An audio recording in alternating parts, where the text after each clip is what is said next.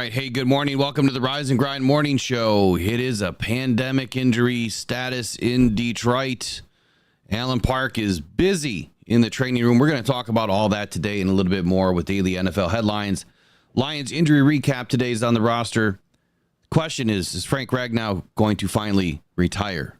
And maybe there's a reason that it makes sense. We'll talk about it today. Taking a look back at his injury history. Locks recap. Try to say that 3 times fast. Where am I ranking right now in the national rankings? You'd be surprised. Over under. Eric is going to join us this morning. He has over under ready to rock and roll. What are the Lions going to do at edge? As I mentioned last night, a little birdie told me something, and I noticed a couple of articles came out. Now, I didn't read them yet. I don't know if they came out this morning or last night, but I saw the headlines. And very interesting parts in these articles, potentially. And I'm going to open them up. We're going to read them together, and we're going to see. We'll see what I have to say. We're going to do all that when I get back here in about 60 seconds. The season is here, and you want the latest news and rumors on your Detroit Lions. Head to sportspider.com. That's sports, SPYDER.com, where you can get your Lions news and all your sports in one place. Man, this site is packed with your favorite podcasts, live news, articles from local writers, and insiders, all updating in real time. Not just the Lions, every major sports team, including MMA, UFC, and so much more. Don't want to waste time searching? Sign up for free. Create your ultimate sports news hub. You control what hits your feed at SportsSpider, your #1 source for all your sports. Visit sportspider.com today, right after the show. All right, and we're back. We're back with Eric Rintamaki. Good morning, Eric. How you doing this morning? Good morning.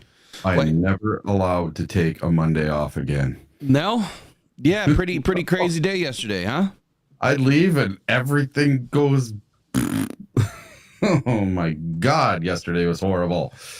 Yeah, well, it's not stopping, and that's the crazy part. Is it's not going to stop. The NFL season is it's off and running, and when that machine gets going, it doesn't stop for anybody. But I got to stop and say thank you. Fan of the show had sent us in a gift, and it's the Detroit Lions Sensi warmer. So I'm going to open it up here. Haven't had a chance to open it.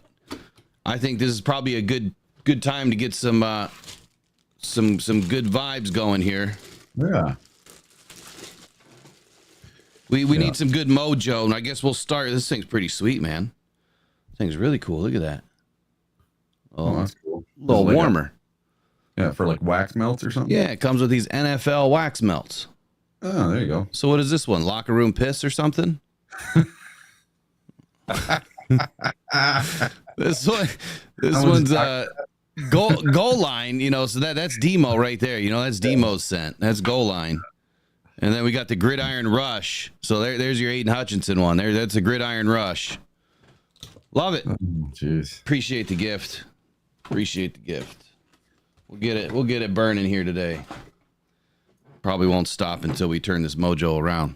Welcome into the show this morning, everybody. How are you doing today? It's Tuesday. We're going to try to have a better attitude today, but we're going to talk about things that aren't easy. We always seem to. It's not going to be any different today than any other day. We're going to try to get you the news the best we can. We give you the truth, the honesty, and the transparency as best that we can. And, compared to a lot of the other sites out there, you're going to get a lot of clickbait today. I guarantee it. Going to get a lot of this player's coming, that player's coming, making a trade for this player, making a trade for that player. It's all coming. I promise you. Now, I may talk about a few players that make sense, but I'm not going to say that they're coming. I'm not going to say, that they're on the way or that conversations are happening or that trade is impending. I'm just not going to do that. It's not fair to you guys. I think you guys can make up your own minds and who you think would be a good fit, right? Let's start with Rocks Locks. I think I want to get that out of the way. Yeah, let's start with Rocks Locks this morning. We'll just dive in the middle of the lineup, get that done. So I found a site before I started doing this year, and I'm going to pull it up. I want to share it with everybody.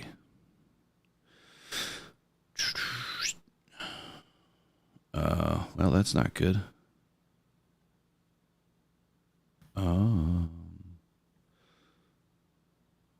guess I'll come back to this one. Hold on here. Let me get into studio mode and fix that real quick. So anyway, I found this site, fantasynerds.com. And it kind of gives a breakdown of all of the picks. So it has ESPN and Gridiron Experts, Yahoo Sports, ESPN, again, DraftKings. And what it does is it kind of breaks down, everybody's everyone's picks and where they are for the season. I thought it was pretty cool. You kind of get to see, all the pros and where they're picking and how they're picking. Is this one it? Yep, here we go. Found it. And so I was looking at it. I'm like, no, am I really that close? I didn't expect to be that close. So I got to toot the horn a little bit this morning. Here we go. Let me get this back in. All right, so this is fantasynerds.com. Okay. This is your leaderboard of your pick'ems. Now, I don't know if they're doing it with, I don't think they're doing it with points. I think it's just pick'ems. So correct picks right here on the right side of your screen. I know I kind of didn't make it big enough. There we go. Correct picks. ESPN, Matt Bowen. He's in first place with 30 correct picks. Eric Moody, he's in second place with 29. Lindsay Theory with 28, or tied for third with 28 with Doug Burrell and Yahoo Users. Not sure what that is. And then there's Jeremy Fowler. So he's the guy that I picked this year to kind of go against. He's always been pretty good. And I just kind of blindly did this, right? I didn't reach out to the guy or anything. I just said, hey, I'm gonna match up against one of the greats, see how I do this year. So he's at 27. Jason Reed's at 27. Mike Clay's at 27. Leo Sells is at 27. And then you got DraftKings, Dan Graziano, Stephania Bell, and then FanDuel at 26. So first place, second place, third place, fourth is 27, fifth is 26. And I am at 27 and 21. That's where I'm at this season, 27 and 21 on the year so far. And all these picks have been made public, so everyone has been able to see them before they're, or before the games, right? So that means that I am tied for fourth place in the country or internationally, however they're doing this. That's not bad. I don't know where you are, Eric. I haven't tallied your years up, but no clue. Fourth place, I'll take it. Now the question is, can I hang on? Right? Can I hang on for the rest of the season? Because the first week was extremely tough, and I kind of bounced back big time after that. So it's kind of fun. It's too bad I don't bet, because I don't know, maybe I would have won something by now. I don't know. I don't really know how all that stuff works. I don't bet enough. I don't spend enough time wasting money, I guess, put it that way. Nothing against you, Eric. I just don't. Yeah. So, all right, let's get up to the roster here. Daily NFL headlines. What's happening around the league, Eric? Anything? Well, there was that game last night that for the first time in forever, there was not a single punt. There was a score on every single offensive drive last night between the Bengals and the Commanders. And there's this kid whose name is Jaden Daniels. He had a 91% completion percentage, 254 yards, 39 yards rushing, and 3 touchdowns. He made some history last night, man. He did. And I said that he was going to be the best overall quarterback in this draft. And so far, he's proven me right. Even though he's gotten off to a slow start, he's actually getting better every week. And he's gone up against some pretty good defenses. I can't say the same for the first overall pick. Even though he had he did a lot in week 3. That Caleb Williams guy. He did a lot in week 3, but he didn't do enough. And Jaden Daniels looks good. He looks good. Looks real good. Yep. So making history on Monday night, man. You want to talk about a player coming to your bedside, right? And having your back. Terry McLaurin, after the game was saying that Jaden Daniels just had poise. It's the fourth quarter. It's like the final play of the game. It's Monday night. And he comes to with the huddle just poised, just ready to make a play. letting everybody know what to do, and gets it done.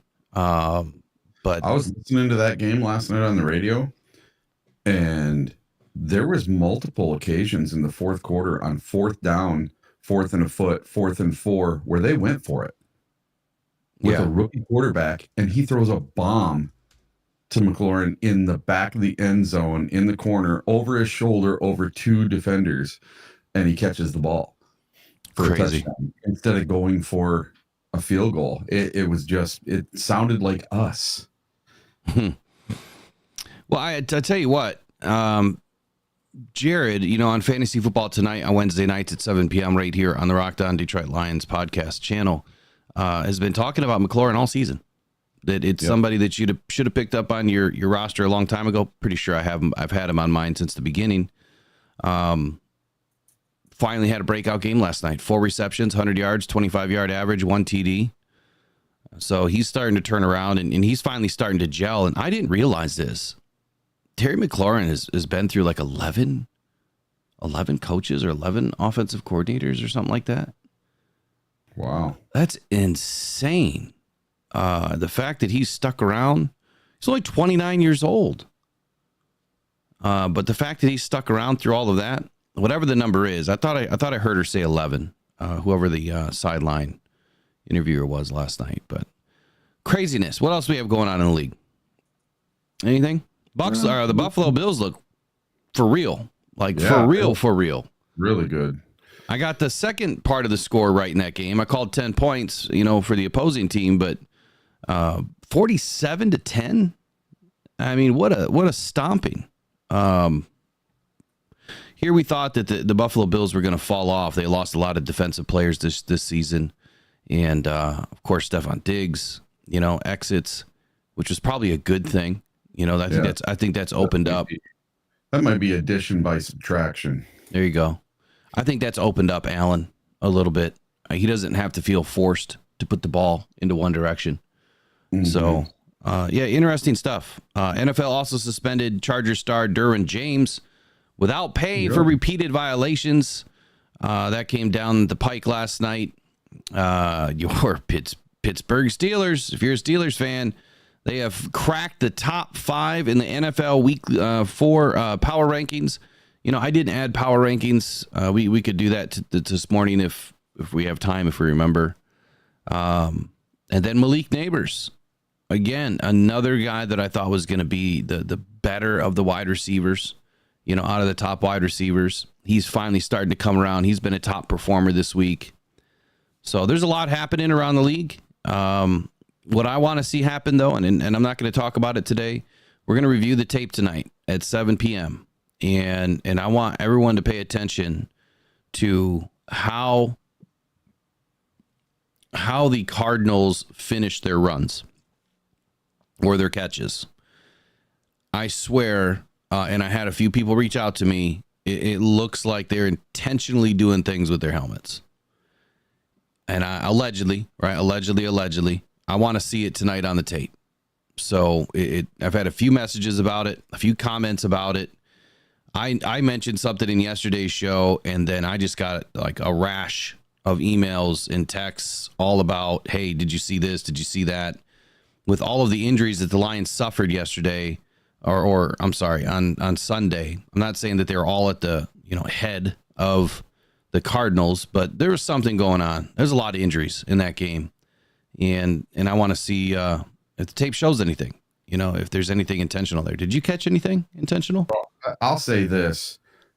It seemed like they were dropping their head a lot. Yeah. And I watched a couple of games this weekend, and I got to actually watch other games than just the Lions on Sunday at 1:00, which was kind of nice. I watched the 1:00 games, and then I watched the Sunday night game. And you saw across the league, there was a few people with the Guardian caps on.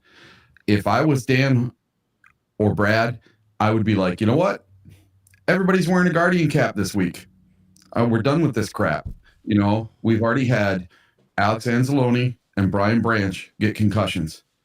It's too many. We need to nip it in the bud. I don't care what they look like. Put everybody in a Guardian cap and let's help our team stay healthy. Who cares what we look like?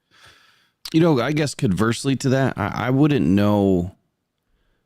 I mean, is there really enough data to show that it's going to stop anything? Because when you think about it, the car crash is still happening. It's from what I understand, it's not the impact on the outside of the helmet that you have to worry about. It's the brain inside the head that is moving in that very, very, very, very, very small area of liquid that's crashing in your skull. That's what you have to. So that's still happening. You know what I mean? Well, listen, do you remember when cars did not have seatbelts? And then they went to I wasn't that old. But, Then they went to, well, okay. Then they went to just a seat belt, a lap belt, right? And then I think it was Volvo came out with the chest belt, that's in every vehicle now today. And people thought they were horrible, and people thought they were stupid, and they didn't work, and they didn't want to wear them, and they just got in the way. Well, now everyone's accepted them because data has shown over time that they work. Well, if I'm a head coach in the NFL, I'm looking for every possible little nook and cranny to have the edge over my competition. And if the edge over my competition is, well, maybe I can prevent one of my players from getting a concussion, boy, I'm going to use that every which way but Sunday. I'm going to make sure all my players have the best of the best. Like, wouldn't I make sure they all have the best cleats, and they all have the best helmets, they all have the best shoulder pads? Why not? What's it going to hurt is my thinking. I'd put my whole damn team out in them. Yeah, I mean, hey, if the data supports it, I mean, of course I would support it. I mean, not that it matters, not that my 2 cents matters for anything, but hey, if they look like crap but they play great, who cares? Who cares, right? If it protects them on the field. I was more worried and more talking about not so much the concussions, even though that is a problem. Yeah. It was more so the way that they were finishing, and this allegedly, like, I've got to watch the tape, with a fine-tooth comb, go through it. What I was being told is the way that the helmet was dropping, to your point, at a knee, at an ankle, bending arms back. There was a few different messages that I received, warning me to pay attention to these things, when I do the tape review. So we'll dig into it. I would say some of the bigger news from the weekend, Andy Dalton, 36 years old. Bryce Young is benched, and this dude comes out of left field, tosses three tutties in the game. I mean, just looks impeccable. Another, older quarterback, a statesman to the NFL. He knows his stuff. He's going to lead the Carolina Charge. And they might come back a little bit this year now. I don't expect to see Bryce Young, saddle up again this season. And no, I don't know if he's going to be traded. I wouldn't say that that's a possibility right now. If anything, they might be looking, maybe at the trade deadline. I wouldn't say anything right now, but maybe. I can't say that, Carolina's going to want to give up on their quarterback, because if they happen to win a lot of games, then they're going to be out of the lottery for Shedeur Sanders or anybody else next year in the draft. They're going to have to want to, finish in the bottom 5 this year to ensure that they have a shot at getting, the right quarterback. But I think it goes back to say it really doesn't matter where you pick your quarterback, if it's first, second, third, fourth, or fifth, in the first round, or even 10th or 12th or 20th. Because all of them are a crapshoot. One quarterback out of this last draft might be good, and he might not even be playing right now. J.J. McCarthy. He might be the best one out of the draft. He could be. I'm just making a statement here without any evidence, because we haven't seen anything.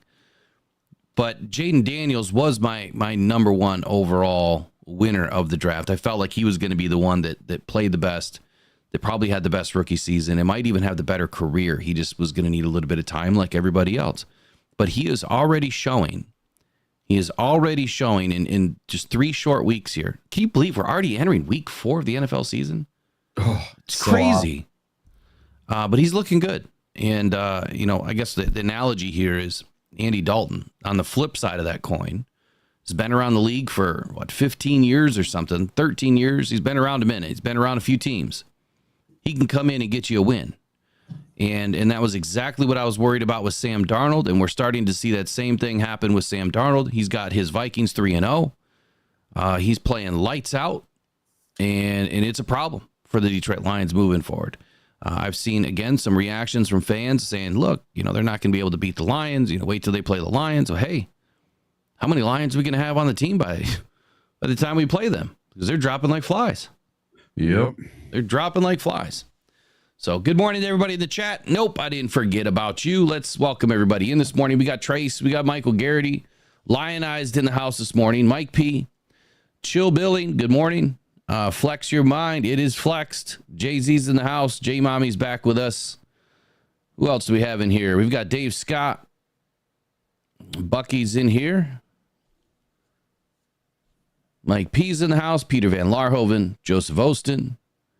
King S.J., Mark Baylor, Ken Ross, Eric Myers, Fred Peterson, Gino, Motown Mitch in the house. I haven't seen Broski in a hot minute.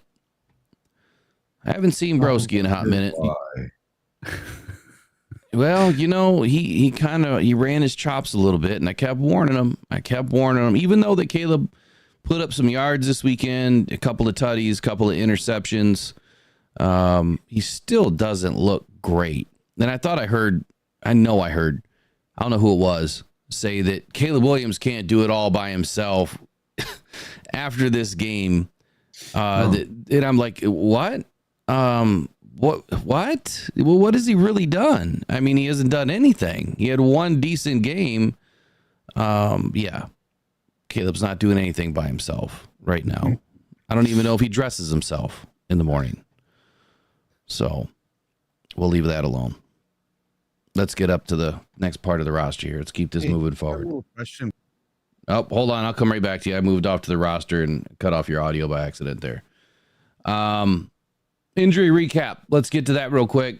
Actually, no, let's do over under, then let's do injury recap, and then we'll do Frank Ragnow in that order. Got to have some people stick around with us. Make sure we get those likes up this morning. Let's get these ads turned off. If I could get a status report from somebody, that would be great because I don't have it open. Get back to Eric here. Sorry, I cut you off, Eric. What were you saying? Oh, that's okay. I just have a quick question before we move on. All right. In years past, it's always been the AFC is better than the NFC. The AFC has won the Super Bowl the last couple of years, and they're just supposed to be the juggernaut, right? Well, this year, there is no NFC team that is 0-3, but there's 3 AFC teams that are 0-3. Which 0-3 team between the Jaguars, the Titans, and the Bengals is in the worst situation? Which one has it the worst? Which team has the worst what? Like the worst situation. You feel the most worried about that team. The Jaguars. Who was on the list? So you got the Jaguars, the Titans, and the Bengals are all 0-3. Man, that's tough. I think the Bengals got pretty beat up this year in the offseason. They lost some good players. I would say roster-wise, I would say the Bengals probably have it the worst. The Jags, I just think they're a mixed bag. You don't know what you're going to get. It's like blindly picking trying to find a peanut M&M in a bowl full of different flavors of M&Ms. You just don't know what you're going to get with the Jags any other Sunday.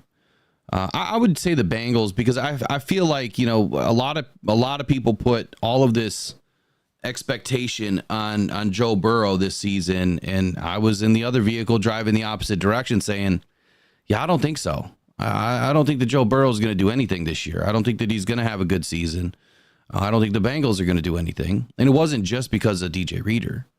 It was the all encompassing of Joe Burrow. Like, what has he really done? He's been injured, quite a bit, has not put together a full season in a minute. I didn't see the Bengals do anything. So I'll say the Bengals. I feel like they have the worst of it right now. And I don't think that, the Titans are probably going to have the worst record, but I think the Bengals have more to lose because if they have a really bad losing season, they're going to lose even more players. People are going to jump ship. Mm-hmm. and that situation with Chase. I mean, oh, what a nightmare that is. Trying to re-sign that guy. All right. Well, and that's to the point too. Like, he wants a ton of money, and what is he doing? I haven't even looked at his stats. I don't know what he's doing. Yeah. What is he doing this year? He had a couple touchdowns last night. Okay. Yeah. All right, so let's move on to over under. Yeah, you ready? Sure.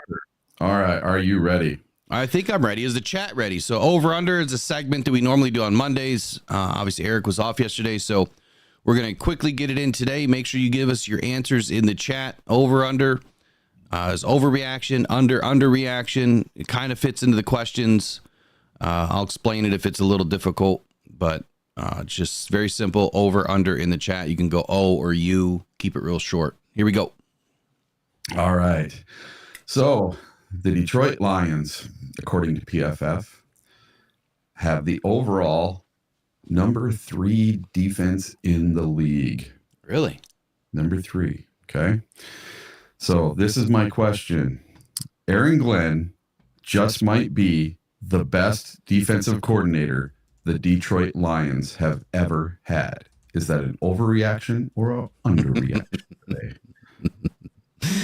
Oh man, that depends on who you're talking to. I will say this. It is too early in this season to know exactly who we have in this defense, because it can all change at the drop of a hat. And we're starting to see that. With injuries mounting with Marcus Davenport and others, this could change quickly. So I'm gonna. So can we have a timeline here? Best defensive coordinator ever, or like last 30 years, last 20? Remember, Aaron Glenn, when he came here, he said he wanted to go down as the best defensive coordinator the Detroit Lions have ever had. See, and I don't think that's going to be possible, because if he continues to have the streak that he's having right now, if he continues to keep this Lions defense, in a top 10, hell, even top 5, he's gone. So he'll never have the shot to finish as the best defensive coordinator with multiple seasons, because that's what you need. You need multiple seasons to make that happen. And I don't believe that's going to be able to happen for Aaron Glenn. I think that he's going to get picked up as a head coach and he's going to be gone. So that'll wipe out that opportunity. I will say this. I'm going to say overreaction for right now, but I'll put this little caveat on it. It could be the best defensive performance for one season that a defensive coordinator has ever had, if this trend continues on the same path. Fair? Yes. And okay. I believe, like Bucky says in the chat, not until he beats out Terrell Austin's 2014 defense. And that was a great defense. They're not going to have anywhere near the stats as what we're going to see out of, Aiden and other players on this defense. And it's going to be really hard to see one player getting, 6 or 7 interceptions. I think that Glover Quinn had 6 or 7 that year, if I remember correctly. So it's going to be really tough to match stat for stat, because, we didn't have a ton of sacks that year. I think we had 28 sacks maybe that season. I don't think Sue had more than 7. I think it was that he might have been the sack leader for that year for the Lions. But it was a different football, right? Like again, sacks did not matter when you had all the interior pressure, because you just needed to play disciplined football. If you play disciplined football, you're going to play like we did against Arizona. You're not going to have a bunch of stats. If you play aggressive football, you're going to have more stats. Shout out to Michael Garrity. He wants everybody to hit that like button, please. He wants these ads turned off. Appreciate you, Michael. Good morning, buddy.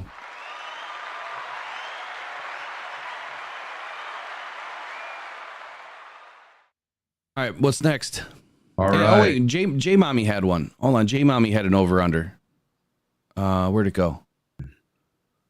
Over-under. Do we think that the Lions will use Vaki on defense? Hey, remember, in the chat, I want to see O's and U's. Over for overreaction, under for underreaction. So in this case, do we think that do we think that the Lions will use Vaki on defense? It's an overreaction. That they would not use Vaki. It's an underreaction thinking that the Lions will use Vaki on defense. I think I did that right. It's kind of tough. So over underreaction. No Vaki on defense, says Bo Booth. J-Rod says, or Gerard, IBN Lamont says over. Trey says we need 12 more likes. And everybody else is saying over. DLR says under. Thinks that the Lions will use them. What do you think, Eric? I think it's over. If you listened to Aaron Glenn last week when he did his press conference, they specifically asked him, do you think that Vaki will even have a chance? And he said, that's kind of cool that he's a gadget player and he can do all that stuff, but he's a running back. And I know we used him a little bit in the preseason or whatever. He's like, but he's not in there every week in the defensive meetings. So he's a running back now. And special teamer, he's not there for defense. Yeah, so I mean, there's your answer. I mean, I think that Aaron Glenn is kind of giving us the answer to the test. If he's not in the meetings, he's definitely not going to get in on the defensive side of the ball. So, yeah, I could agree. Obviously. All right. Our next question here. Brad Holmes needs to trade for an edge or a linebacker. Is that an overreaction or an underreaction? Just make sure you guys can still hear Eric. I just turned off desktop audio. There shouldn't be any sort of an echo. I haven't heard one, but I turned off the desktop audio just to make sure. Repeat one more time. Right. So one more time. Brad Holmes needs to trade for an edge or a linebacker. I can't answer this because we have a segment and a video coming up that is going to answer that. Well, you can just say over or under reaction. I can't because it's going to give the answer away. I can't, but the chat can. The chat can. Say maybe. So what do you guys think? Is Brad going to make a trade for an edge or a linebacker or no one at all? Yeah. So you guys can answer it over or under. I had to ask the hard question, Yeah, not doing it. Okay. Let's see. Nobody says Mark Baylor. Mike P says under. Need to trade for edge, but Brad loves his draft picks too much, says Flex Your Mind. DLR Van Halen says where are all the James Houston lovers? Time for him to something. All right. Yeah, time for him to do something. So he's wondering where all the James Houston lovers are. It's time for him to do something. Time for him to step up. I would agree. Okay. I think that James Houston's going to get some more playing time, and I think he's going to get a lot more, probably 30-40% in this upcoming game is my guess. You're answering my next question already. All right, go for it. Do it. All right. James Houston will step right into Davenport's spot, and we don't need to do anything. So I won't say about the last part of that we don't need to do something. I think that we probably should do something, but in this case, I hate to say it, for whatever reason, James Houston's been this healthy scratch. The linebacker shift for his position didn't work out, or they kind of gave up on it. They did the same thing with Jack Campbell, though. Don't forget that. So Jack Campbell was also being, cross trained, on the outside as a linebacker. That didn't work either. So it's not just James. It's sometimes there's certain players just play certain roles. And if we remember correctly, Deion Sanders told James Houston that, he wasn't a linebacker. He was more of an edge rusher. And that's why that position changed when, when he was in college. And then with Aaron Glenn trying to change it back just failed miserably. So I don't see where James is going to get any snaps at outside linebacker per se, but in some schemes, in some fronts that they run, he will be on the outside, and there might only be, two linebackers in, and he could be quote unquote one of them. I don't know. I don't think that he's going to step right in and just take over. I think that he's probably going to sit at 30%, of the snap load or the snap share at most. I think that there's other answers to this test that are going to be elevated this week. All right. So scoring is down league wide. Is it an overreaction to think that the NFL needs more preseason action? I don't know if the preseason's the answer. I think that right now, I think a lot of teams are just starting slow. I guess so. Maybe, yeah. I think that the preseason could have something to do with it because teams are a little bit sluggish, right? Still trying to get the cobwebs off, and you have little explosions. At times, a team does something great for a quarter or two, and maybe half a game here and half a game the next week. But no, they're not consistent right now. I'm not sure what's going on. Just like the injuries, I mean, I've never seen a rash of injuries like this, and scoring's down as well. In a league where they want scoring because that sells tickets. And I don't know if the preseason's the answer. I'm just thinking that the defenses are getting smarter, and offenses are somewhat limited on all these different plays that they can run. I mean, at some point you just kind of run out. You just kind of run out of different schematic opportunities. So I don't think I'm gonna go with an underreaction here. I don't think that preseason's really the answer. It's something else, but I don't know what the something else is really at this point. Mm-hmm. Yeah, I could see it where they completely get rid of preseason altogether. And I think it's going to affect games. I think it's going to hurt the play on the field for the first 3 or 4 weeks. I'm going to say we need at least 4 weeks to get everybody back into game shape. Maybe not game shape, but back into playing games and getting good quality football again. Well, no, I think you said it right. Game shape, because that's a big part of it. I mean, you saw in week 1 that, the Lions look real sluggish. I mean, they look exhausted. Yeah. But any time, like in week 2, when you've got to chuck the ball 55 times, that really taxes your offensive line. Like really. And quite honestly, speaking to Frank Ragnow for just a quick second, with all of the snaps that they had to play in pass pro on the previous weekend, that really taxed him. So was that pectoral injury starting in that game? When you're in pass pro, I mean, you're utilizing your arms a whole lot more, trying to keep guys, pushed back as opposed to running. You're just, you're trying to bowl and push them to one side or the next, but in pass pro, you're really trying to extend and keep these guys away, and you're doing more of a push off to try to get leverage, right? And trying to get distance and space between you and them. At the same time, offensive linemen are really trying to get in and lock up too, so that these guys don't get around them. So I don't know. I'll digress off that. I'll leave it alone. All right. So PFF has the Detroit Lions defense as the number 3 overall defense, according to PFF. Is it an overreaction to think that for once we finally have a top 10 defense? Well, no, but I don't see this top 3. Let me see.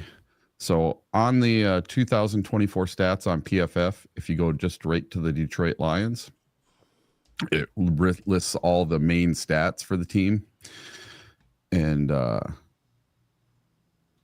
just on the main page, yeah, it does have us as an overall 3rd right there. I see that. Yep.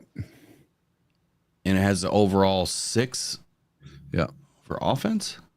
That for offense and defense. So that, and special teams, that'd be putting all 3 together. Oh, no, I'm sorry. Overall, we're 6th. Offense is 10th. Defense is 3rd. Special teams is great. I don't know how it gets that much better, but yeah. Okay. Is it an overreaction or underreaction that we're going to finish with the top 10 defense? No. Like I said in the preseason, like I said in the offseason, like I said around the draft, if they did the right thing, they brought in interior pressure and they settled up the back end of the defense, and all other things kind of remained equal from the previous season, that we would finish as a top 10 as the goal. That top 15 wasn't out of the question. That had to be the minimum mark. If you're not a top 15 defense this year, then you can forget about the Super Bowl. So I would say it's not an overreaction. I expected this. I didn't expect it this early, but I also expected us to be 3-0 right now and not dropping silly games like we had against the Buccaneers. So it's not an overreaction. What's more of an overreaction or underreaction, if you will, is our offense. Really, really slow right now, sitting at 10th overall in the league. I mean, if we totally flip-flopped and we have, a 10th rated offense and a top 5 rated defense, yes, we could still win a Super Bowl. But I will tell you the numbers are highly stacked against us. The number 1 rated offense has won the Super Bowl like the last, 4, 5, 6 Super Bowls. And the majority of them in the last 15 years. It's been an offense-driven league. So we'll see. We'll see. I mean, this could be back to defense winning Super Bowls, and that would be a first in a long time. And I have all the stats somewhere. There's a site that tracks it all really well. Awesome. So back when Chris Spielman was a player for the Detroit Lions, on the first play of the first game of the season, he tore his pectoral muscle. And someone had to slam his arm down for him just to be able to put his arm back down. Once he raised it, he couldn't put it back down. And he ended up playing the whole rest of the game and the whole rest of the season with a torn pectoral muscle. Who was this? Chris Spielman. Okay. Back in the day.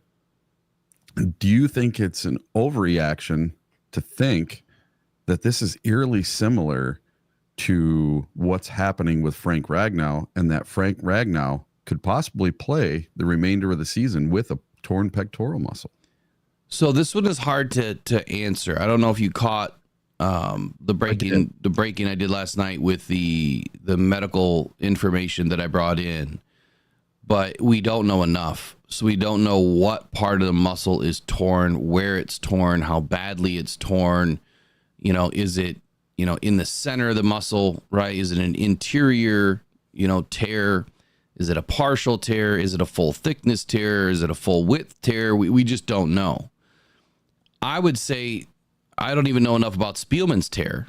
I don't know if he had a full width, tear of his pectoral muscle. And if he did, we're talking way different era of football where, these guys would cut off their finger and go back in and play, right? Different era. Now these guys, I said it last night, I think we're making these guys soft. And I use the term we and we're loosely, so forgive me. But I think the NFL is making these guys soft by not playing preseason games. So back to your point about, losing all the preseason games altogether, you know what? Make it a 20 game season, forget preseason, and who gives a rat's for the first 4 games of the year? That's your preseason. Whoever is ready to go early in the season is going to jump out to an early lead, but all things will equalize as the season progresses. So if you're going to get rid of preseason, then, or at least make those games count, then guys are going to be ready, or they'll be more ready. But taking away 2-a-days, taking away all of the hits in practice, they can only dress in pads, I think, less than 10 times a season or something crazy like that. That's it. Yeah. And don't quote me. It's a low number. Let's just put it that way. It's a low number that they can't dress in pads. So my whole take on this, yes, it's a hot take.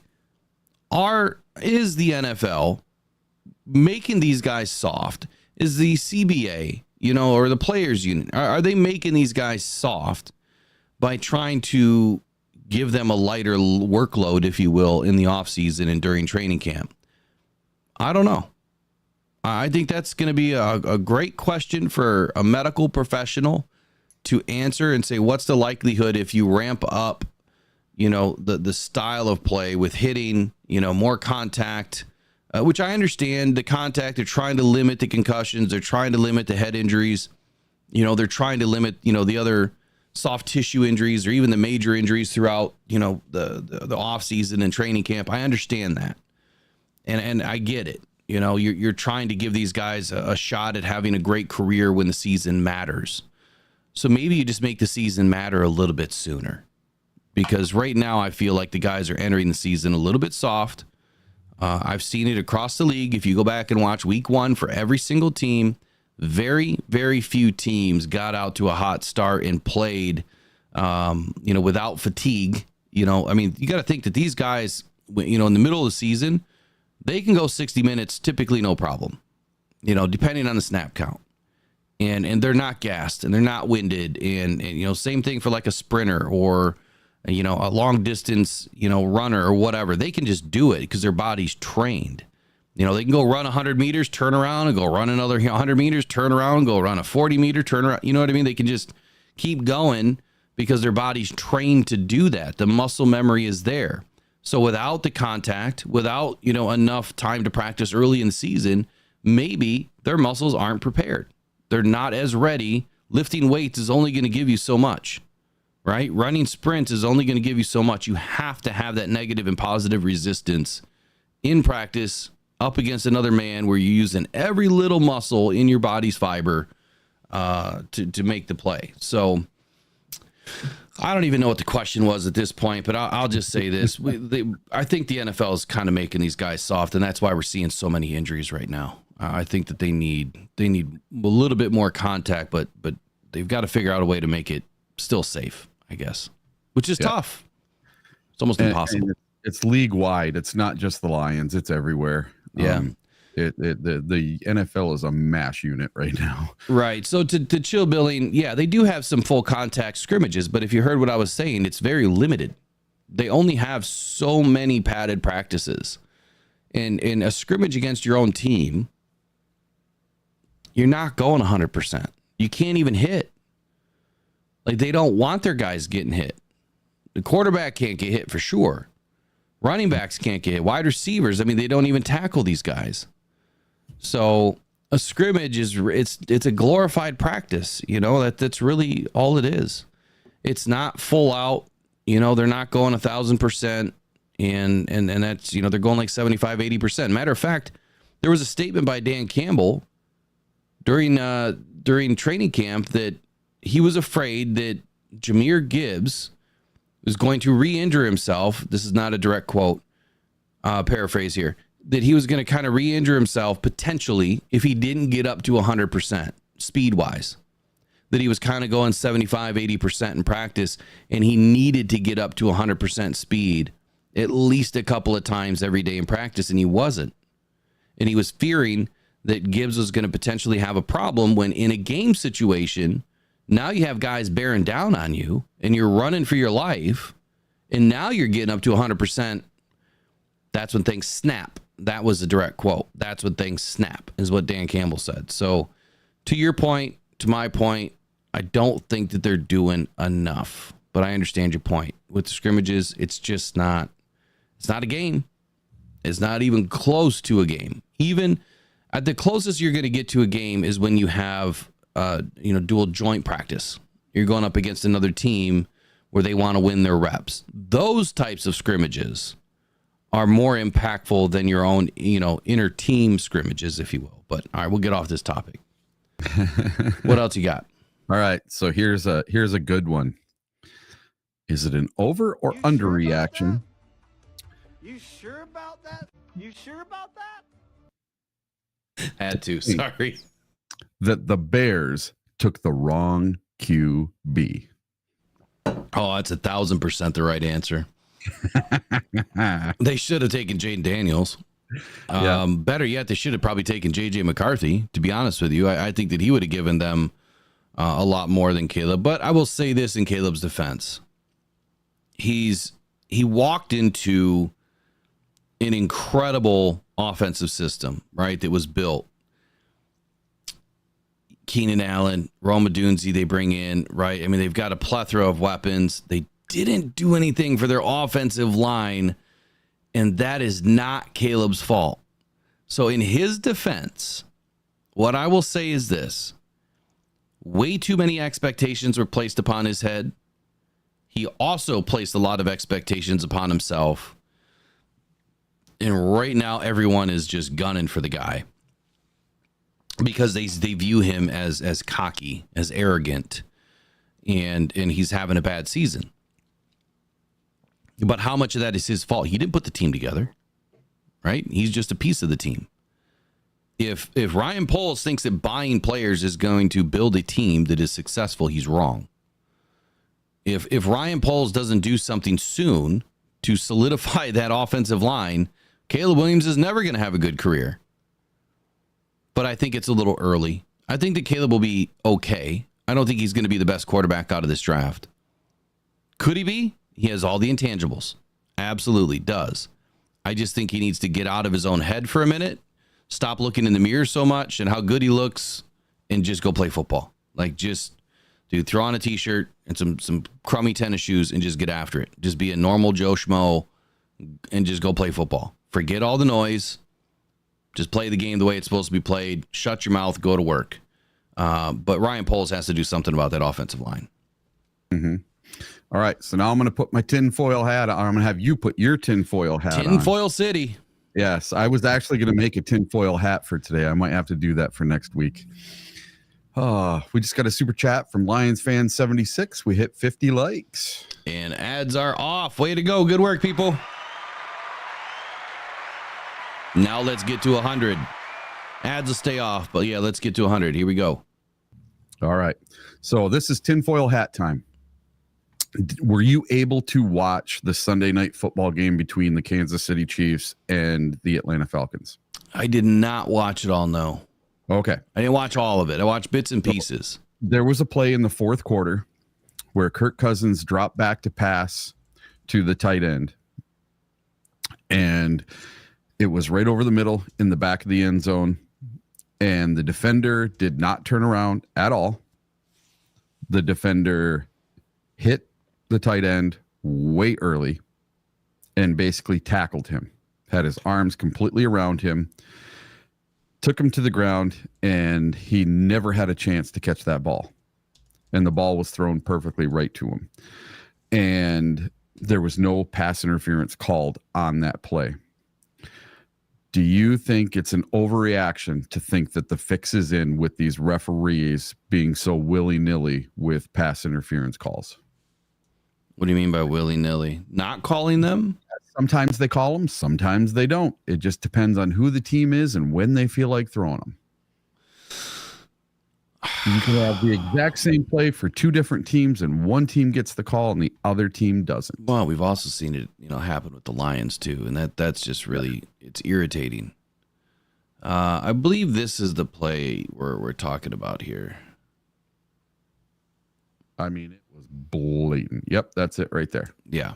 So, I mean, clearly the Chiefs defender, number 6, whoever that is made contact. His head is buried in his chest. Looks like it's going to be a nice form tackle. Good work, number 6. Yeah, and the ball's not there yet. Right. So, yeah. Yeah, I would say, but they also, show another one here, with the Chiefs and the Bengals. Yep, from the week before. Yep. So, yeah, I mean, here's the pool reporter. What does this say? Kyle Pitts and Brandon Cook got tangled in the end zone when the ball was in the air.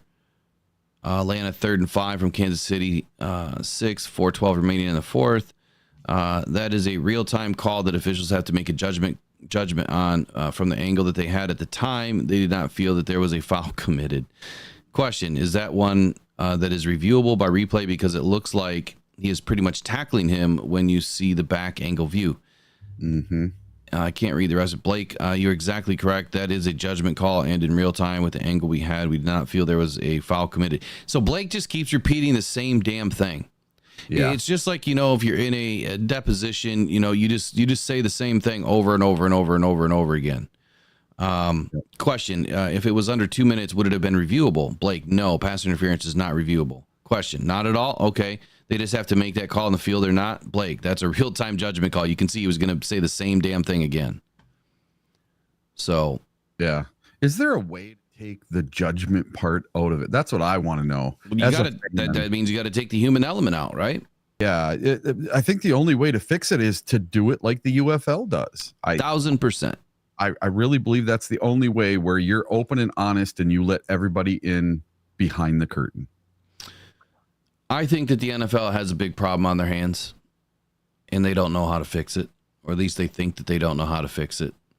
They're just saying that it's football and there's human error and it's going to happen. Well, I don't think that there was human error. Well, I mean, there was a lot, but Terry and Arnold's pass interference penalties this year, I mean, super ticky-tacky on the majority of them.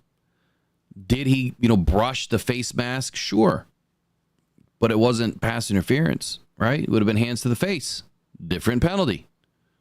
Different circumstance. The ball's not going all the way down the field. It's not a spot foul.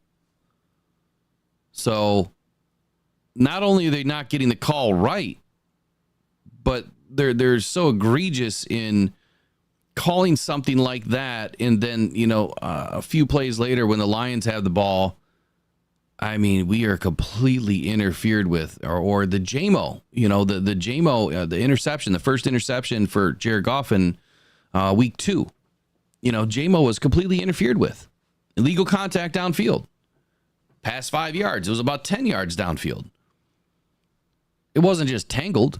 I mean, he jumped right in front of him and grabbed his arm, grabbed JMO's backhand. So yeah, there's a lot of BS going on, a lot. And I think that if you remove the human element to this, the best way, sorry, I went to the wrong screen. If you remove the human element to this, it would be that you make it more reviewable. I think that you have to give each coach an opportunity to review a play.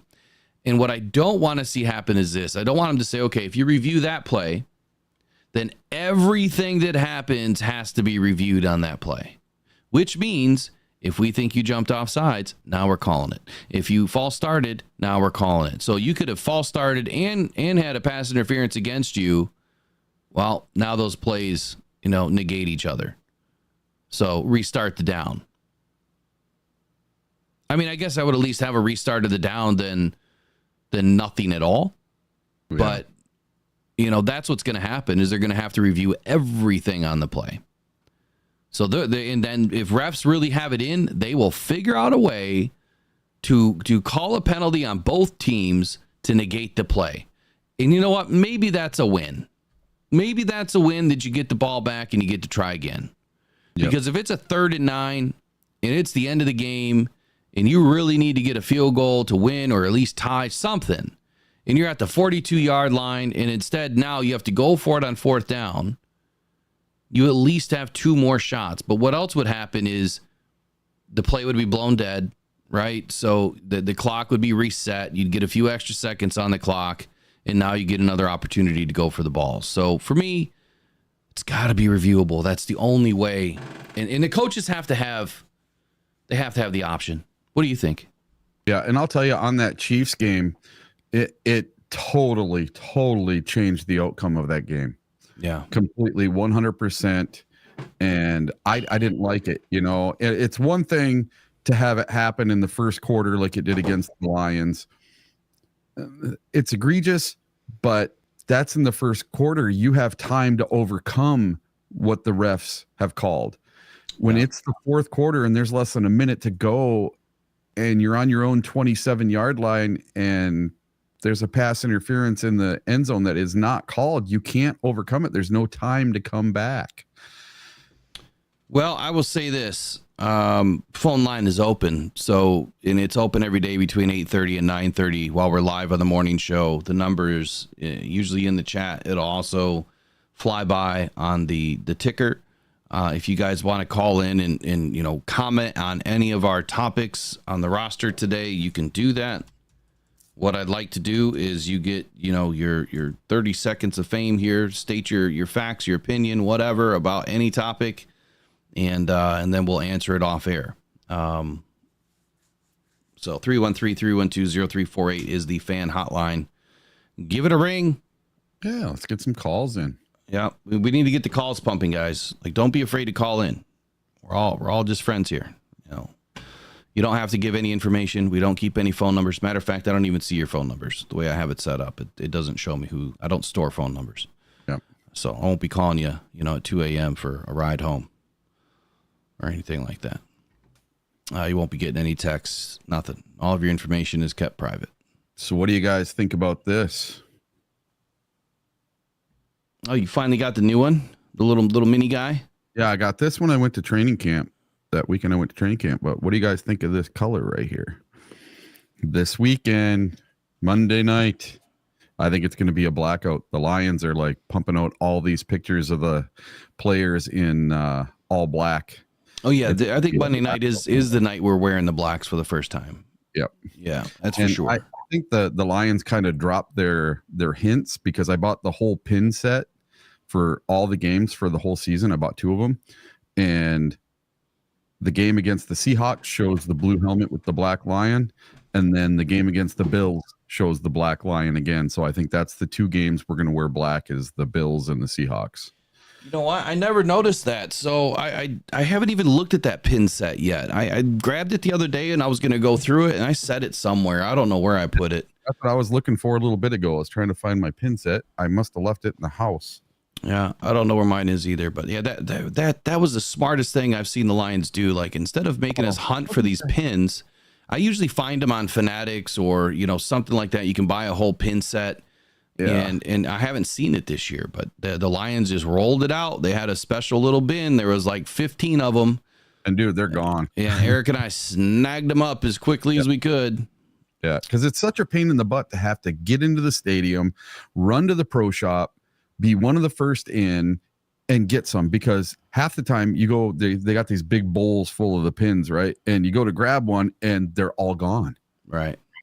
And it never used to be that way. Like, they never used to have just full bowls sitting there that I've ever noticed. I had to go to the rack to find them.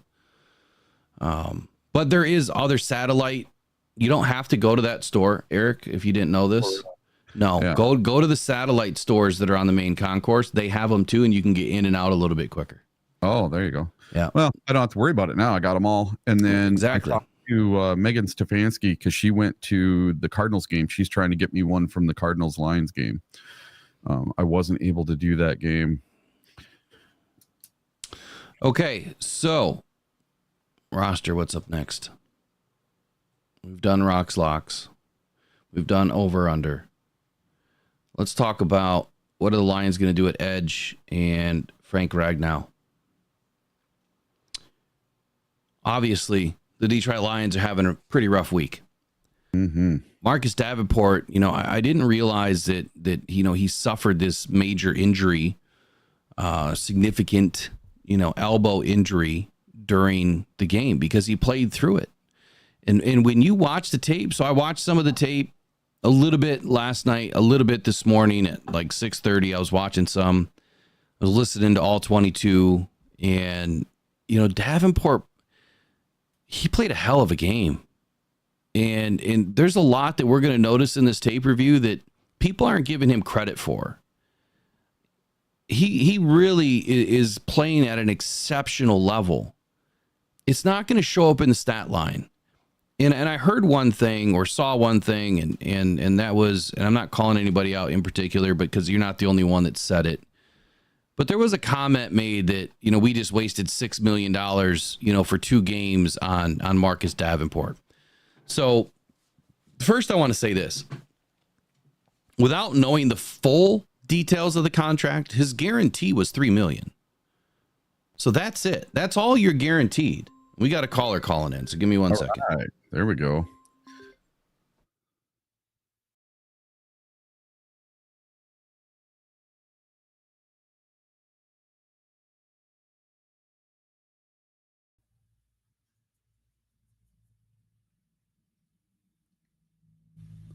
Morning, Bruce. Yeah. How you doing this morning? Hey. I'm okay. You taking calls, right? Yeah, we're taking calls, man. Go for it. You're live on air. What do you want to talk about this morning? Okay. Marcus Davenport Sure. and Brad Holmes. I just it's mind-boggling how and don't get me wrong, I like Brad Holmes. I think he's good, and what he did with the Lions got him this far. He's good as a drafting people, but he's poor at trying to get someone for free agent. I think I want to say cut corners he want to try to find the cheapest way to get out. I don't know what's wrong with him getting an edge. With that position, that one position, he have a problem with. I don't know what it is. With that whole team, he looks like he just don't want to get a good edge rusher to help out Hutchinson on the other side of him. He just looked like with that position, it's something. I don't know what it is. It's a problem. I mean, spend some money, get someone. I knew Marcus Davenport wasn't the answer. Soon as they got him, I heard it. I like to fell out. I knew this was going to happen. Every game, groin injury. Okay, I said, well, he's going to come back next week. Something after he skipped that week, the next week he come back. Something happened again. He was doing that with Minnesota. I mean, the dude is injury prone. That's not going to work out. Let him go. We gave away went back to the CFL. Matthew Betts. Yeah, Matthew Betts. Lost him. He's not coming back. I wouldn't come back after they got rid of me and they kept James Houston. Oh no, I wouldn't come back. We need him. We should have never got rid of him from the get-go. I knew Marcus Davenport wasn't going to work out. Brad Holmes either just buckle down, go ahead, get a good dude for the other side of the work on the other side of Aiden Hutchinson. Spend some money. Yeah, they got the money. It's no excuse in it. I don't know what it is with that position. He's overlooking it.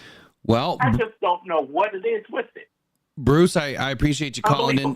Yeah, I appreciate you calling in and voicing your opinion. If you don't mind, I'm going to take the questions and statements off air and try to answer it and call back tomorrow. If you feel like you didn't like your answer, we'll see where it goes.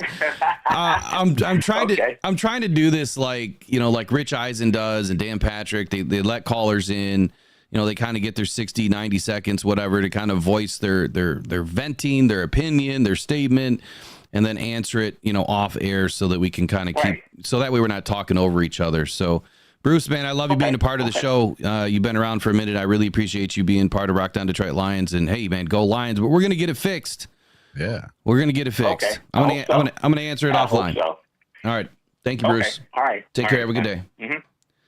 So that was Bruce Morton, and he's not the only one in this boat, right? That has a problem with Brad Holmes maybe not doing enough at the edge position. But I would say this: is it just the edge position, or are we noticing that Brad Holmes kind of does things a very certain way? Here's my retort and in response, and respectfully, Bruce, okay? You mentioned Brad Holmes is great at drafting. And then you also mentioned that he always tries to find the cheapest way to get good players in free agency. He's poor at free agency. Here's my response to just the Davenport piece to this. When I took a look at Davenport's contract, because that was part of this too, right? He spent $6 million, but the guarantee was $3 million. So if things make sense to me with this, Davenport's only going to get $3 million at the most.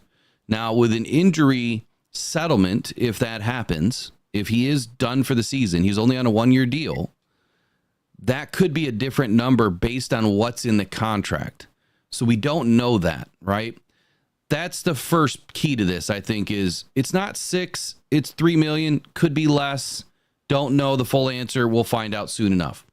My second response to this would be, I don't think that the answer was spending a lot of money trying to fix the right side of your defensive end position or left side because Aiden's been flip-flopping, finally playing both sides. The answer was interior pass rush. And they did that with DJ Reader. And they did spend some money, like $30 million on DJ Reader for 2 seasons, which was another bargain and another injured player. Brad Holmes is high risk, high reward. Number 3. Number 4, Brad is a drafter. He wants to build this team through the draft. He wants to supplement in free agency. And I think that once Lions fans understand that and really accept it, they would give Brad Holmes and the free agents that don't work out, because it didn't work out with CJ Gardner. It has not worked out with Emmanuel Mosley. It has not worked out now with Marcus Davenport. It hasn't really worked out with any free agents. The only ones that it really worked out with has been Jared Goff and Josh Reynolds worked out, and a handful of others. But we'll see what happens with Tim Patrick. You know, he could actually be around for a while. He could actually sign a long-term contract if he plays well and stays injury-free this year. I would say that when you look at Brad Holmes' record in totality, you have to weigh the draft with free agency. How well is he drafting, and how long are those players playing versus the free agency? We're getting another call here. I'll take it, and then I'll finish answering this question in just a moment. Good morning. Thank you for calling Rockdown Detroit Lions. Who do I have on the line this morning? Hey, Will, this is Chuck. Good morning. Good morning, Chuck. How are you today? Hey, morning, Chuck. I'm wonderful. Hey, good morning. You said something earlier that struck a nerve, and I've been saying this for years. The problem is seriously, in the preseason, there's just not enough hitting. And then earlier in the first weeks of the season, there always seems to be an inordinate number of injuries. And I think the league needs to address this. How? I don't know. But what are your thoughts? Yeah, so I'll listen on the internet. All right, sounds good. Thanks for calling in, Chuck. Have a good morning. I love it, man. I love it that we're getting people to call in. So, Chuck, I'm going to write your question down here. As soon as I finish Davenport, I'm gonna answer that one. How do we fix it, man? How do we fix the injuries? Finishing up on Davenport. So I mentioned interior line, right? That was the focal point of this new defense and the back end of the defense. And we addressed both, right? We got Wingo in the draft, which, I mean, that was a crazy good pick late in the draft. We don't know what we have yet there, but he is inside outside. We went heavy on young guys, right? Free agent or undrafted free agents, but bringing in Isaac Ukwu and Mitchell Agudi and keeping these guys around. We have a lot of depth. So even though Davenport is not going to be around for a large majority of the season or the rest of the season, Brad did supplement and then back it all up.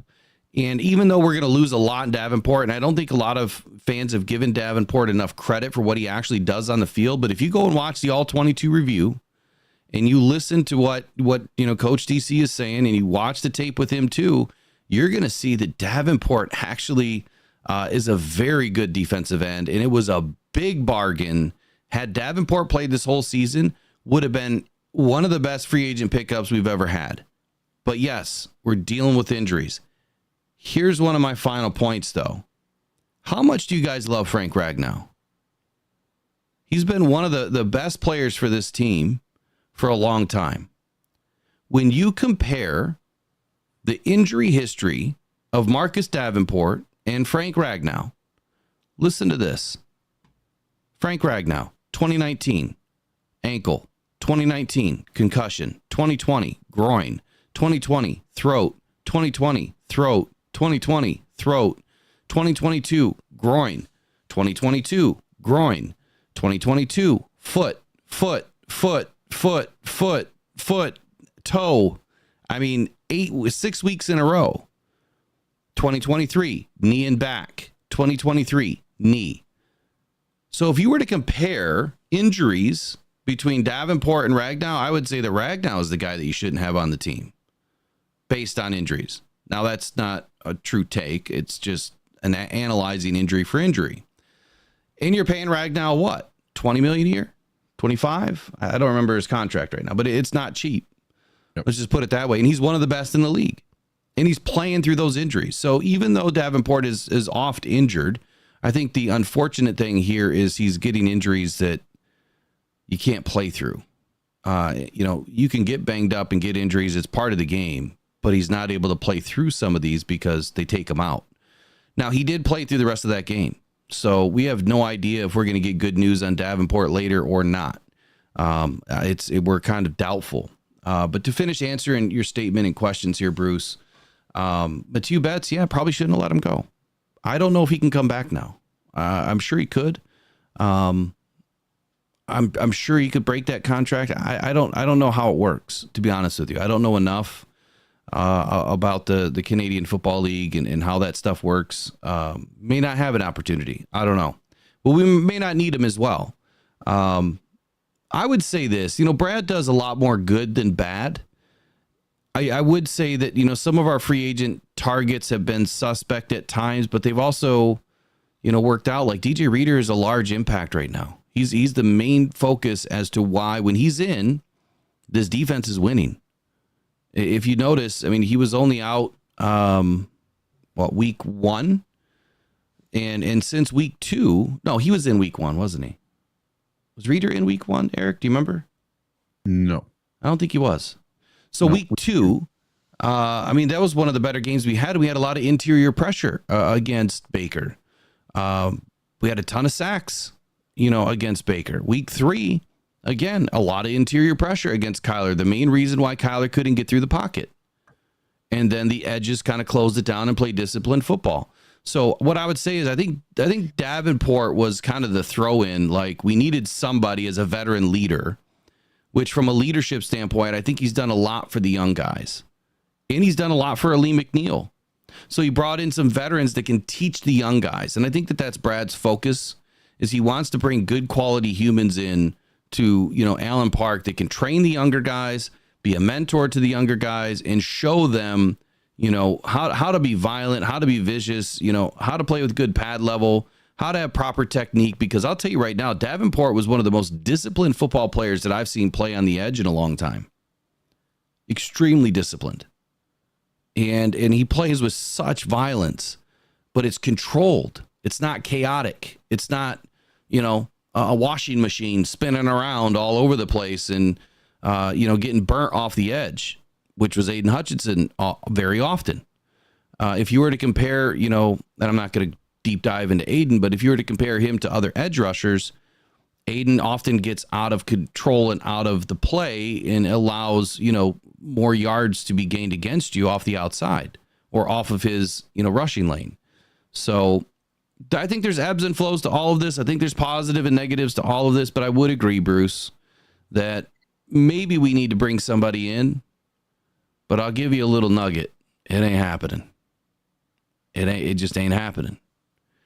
The Lions are going to be very lucky if the Lions fans, I should say, are going to be very lucky if Brad Holmes is going to bring somebody in. Number one, the edge position is extremely thin right now in free agency. You would have to make a trade to bring in anybody of substance that is going to help this team to the point or the factor that Davenport could do. You're going to have to make a trade. And it's not Hassan Reddick. It's not. Because number one, it's a different position. Number two, he's not a big end. The Lions need a big end. That's what Davenport was. And that's a positional term, big end, not just his size. Aiden is the speed end.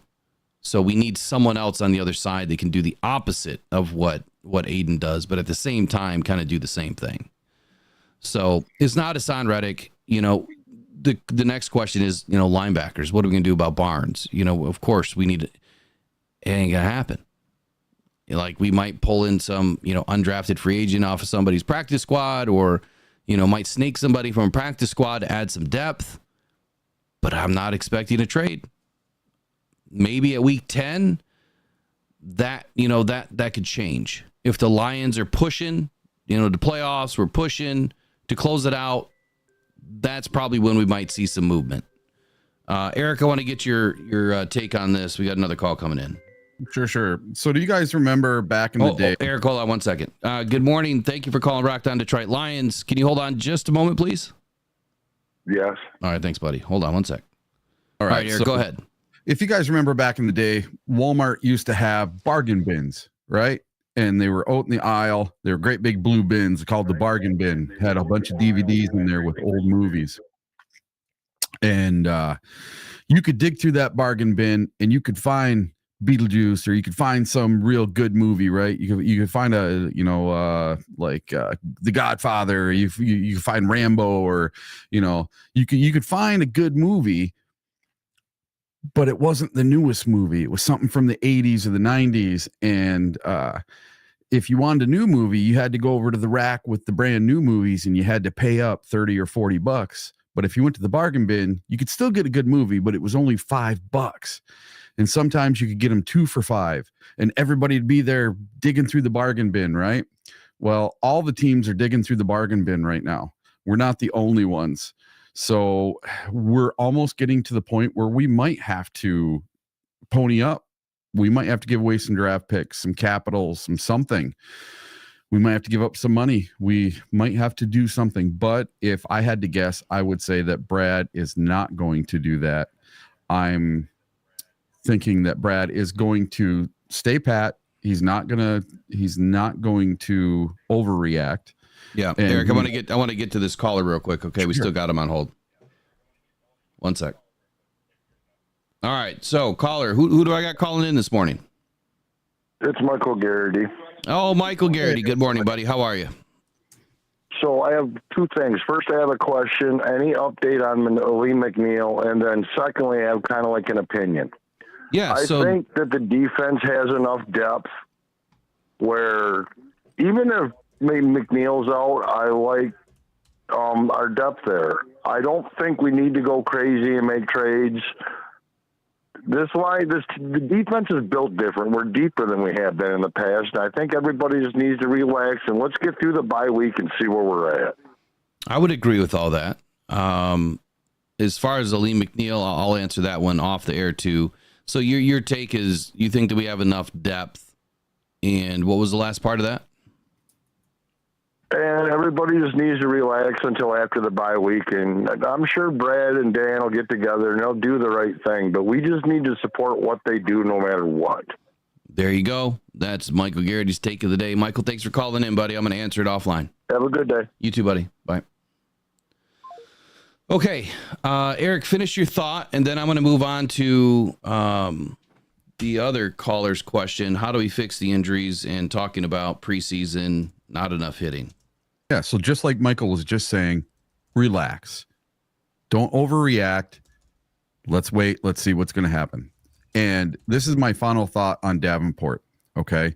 All season long, I stood up for this guy in the offseason, saying, hey, maybe Brad's onto something. We're going to be okay. Davenport's not going to get injured this year. Crossing my fingers, it's going to happen. And you know what? All my friends that are Vikings fans, which are a ton of them, told me, stay away, stay away, stay away. This guy is nothing but an injury waiting to happen. And then he gets injured week 1, doesn't play week 2, and they're all, I told you so, I told you so. And then he gets injured again week 3, and now he's out for the season. They're all, I told you so, I told you so. So, nana boo boo, you guys were right. Okay, I get it. All right. So the thing about Davenport that I want to make sure is very clear here. The money spent for what we got in return. Yeah. So of course I looked, at a few things here. Davenport had 2 games, right? 2 wins, 87 snaps, 7 pressures, which were 3 hits, 3 hurries, 1 sack, 1 stop. Let's compare his contract. So 1 year, $6 million, $3 million guaranteed. Compare that to the league. Bobby Wagner, 1 year, $8.5 million. And Bobby Wagner right now is, oh boy, these cut off on me. Bobby Wagner right now. Oh boy. Hold on here. It cut off on me and I didn't clip enough of it. I should have just wrote it all down.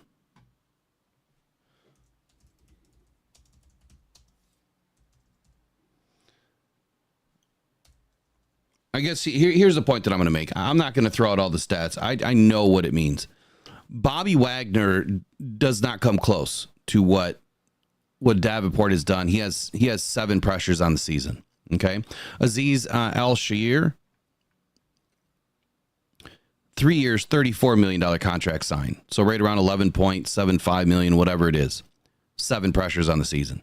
Tremaine Edmonds, 4 years, $72 million. 7 pressures on the year. Fred Warner, 5 years, $95 million. 7 pressures on the season. Roquan Smith, 7 pressures on the season. So what Davenport was giving us for $6 million is right in line with all of these other players. Now, would it have been there at the end of the season? Maybe not. Blake Cashman, talking about the Minnesota Vikings right now, from Houston to the Vikings, 7 pressures on the season. So at the end of the day, you got to compare what's going on around the league.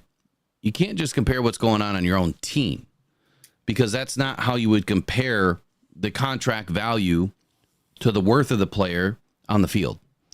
Davenport was actually playing pretty well. He wasn't a top 10 defensive end, and we don't need that. We just need someone that's complementary, that knows how to play the damn position. That's it. And Davenport was that guy at a much higher level. So, wasn't a bad deal. The injury concern, absolutely. But I think I made the point, when you compare him to other players on this team that have more injuries and are making way more money, I don't think that you can worry about how much money is being spent on a player unless they're producing or not producing. Frank has always produced.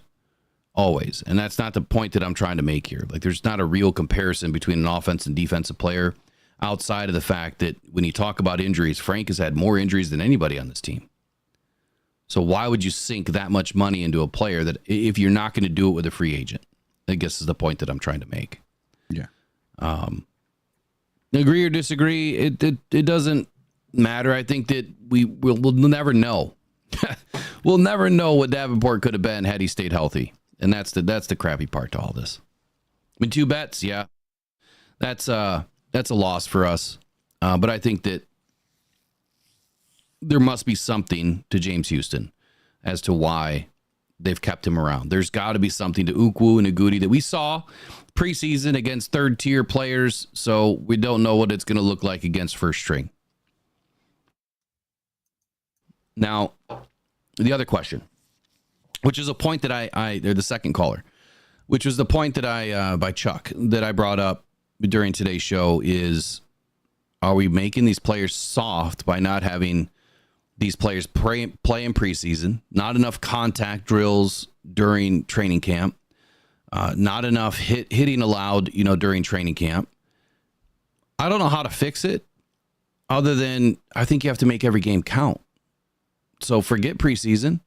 1 preseason game, go to 18 games right now, as quickly as you can, and make all those games count. Or maybe go to 19 games. But I would fear that the NFL would probably do it wrong and not install bye weeks, that help these teams. Nobody should ever play on 7 days rest. Oh, looks like we lost Eric. Looks like he's sleeping.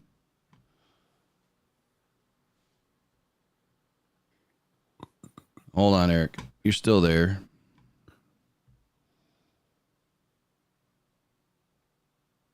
The whole thing froze. Yeah, I've got you in there twice. So, Eric, let me send you a new link, bud.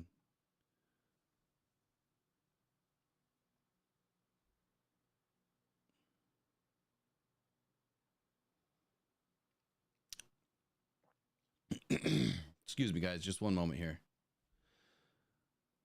I guess the point that I was making here, I'll just keep talking. The point that I was trying to make here with, how do you fix, all the injuries? I don't think we're ever going to be able to fix all the injuries. I don't think the NFL is going to be able to fix all the injuries.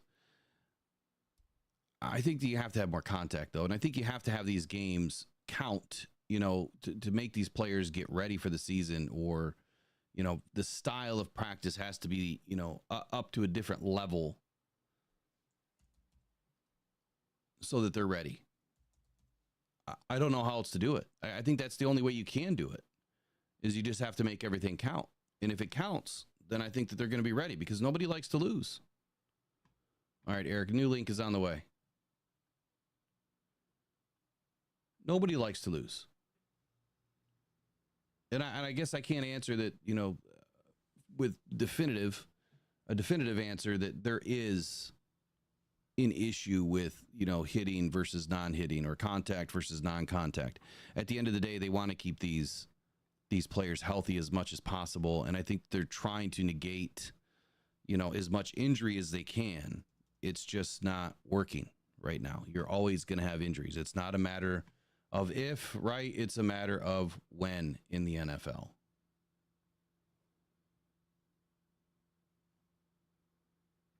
All right, Eric, I see you back there. Give me 1 sec. Just double check your audio right now. Yeah, double check it. I just turned it off.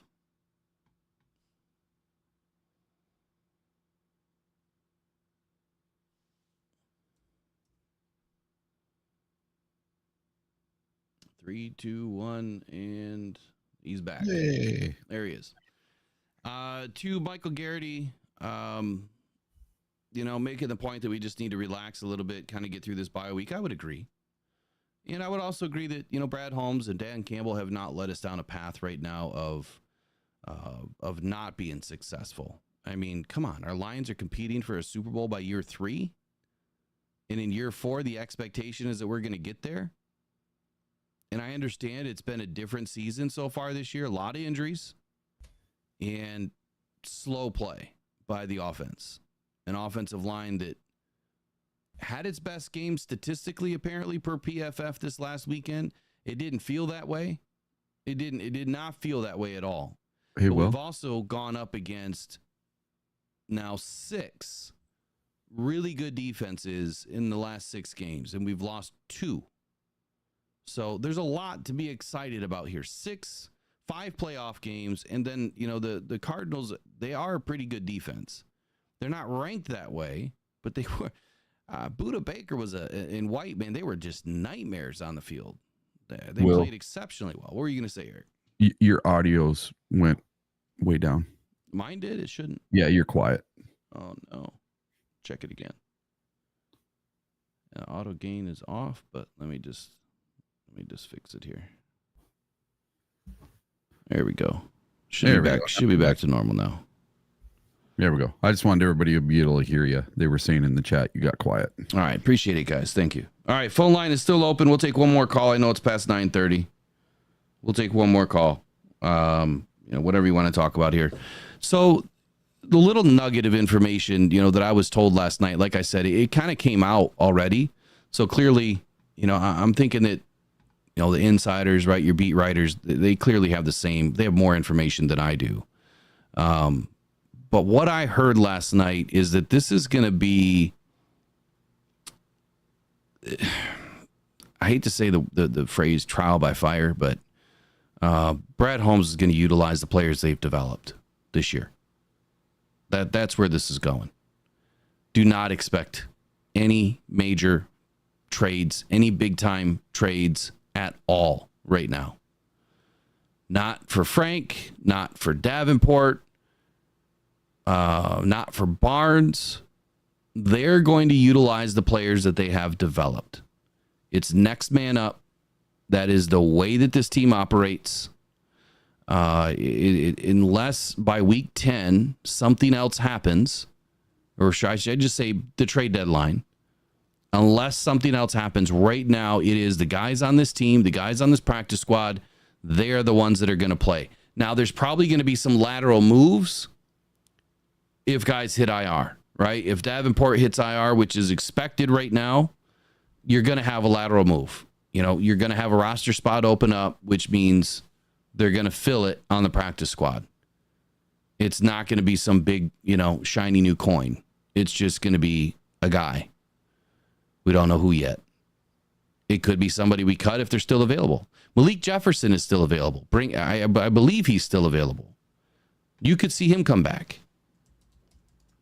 I thought he was picked up, but the other day when I thought he was picked up, but when I looked the other day, it said he was available. But I can never trust. Does anybody know if Malik is playing for somebody right now? No clue. So you could see somebody like that come back. I don't think he got injured, right? He didn't get injured. He was waived. Let's see here. Did he get injured? Yeah, I think he did. My bad. That's why you can't trust all these sites that track free agents because it's not fully accurate. But anyway, don't expect anything big right now. The Lions are not planning, from what I heard. Now, that could totally be false. So it's allegedly, it's speculative, it's a rumor that they're not looking at bringing anybody in, to save the day. It's going to be, Rodrigo's going to get more time. It's going to be Houston's going to get more time. It's, potentially Agudi and Uku are going to get some time. Wingo is probably going to get a lot more time. He's inside outside. Josh Pascal is going to have to step up. Another guy that is oft injured. So don't expect any big waves. I will say this. If DJ Reader goes down, then I think Brad Holmes presses the panic button. That's when I think things are going to start to roll. If we lose DJ Reader, or if we lose one of our, even our cornerback room is pretty thick right now.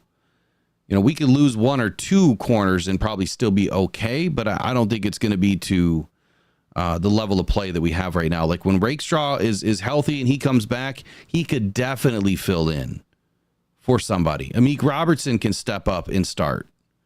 So I don't think that there's an issue there. So talking about Brian Branch, that was another injury entering the concussion protocol. I hope the Lions are smart with this one.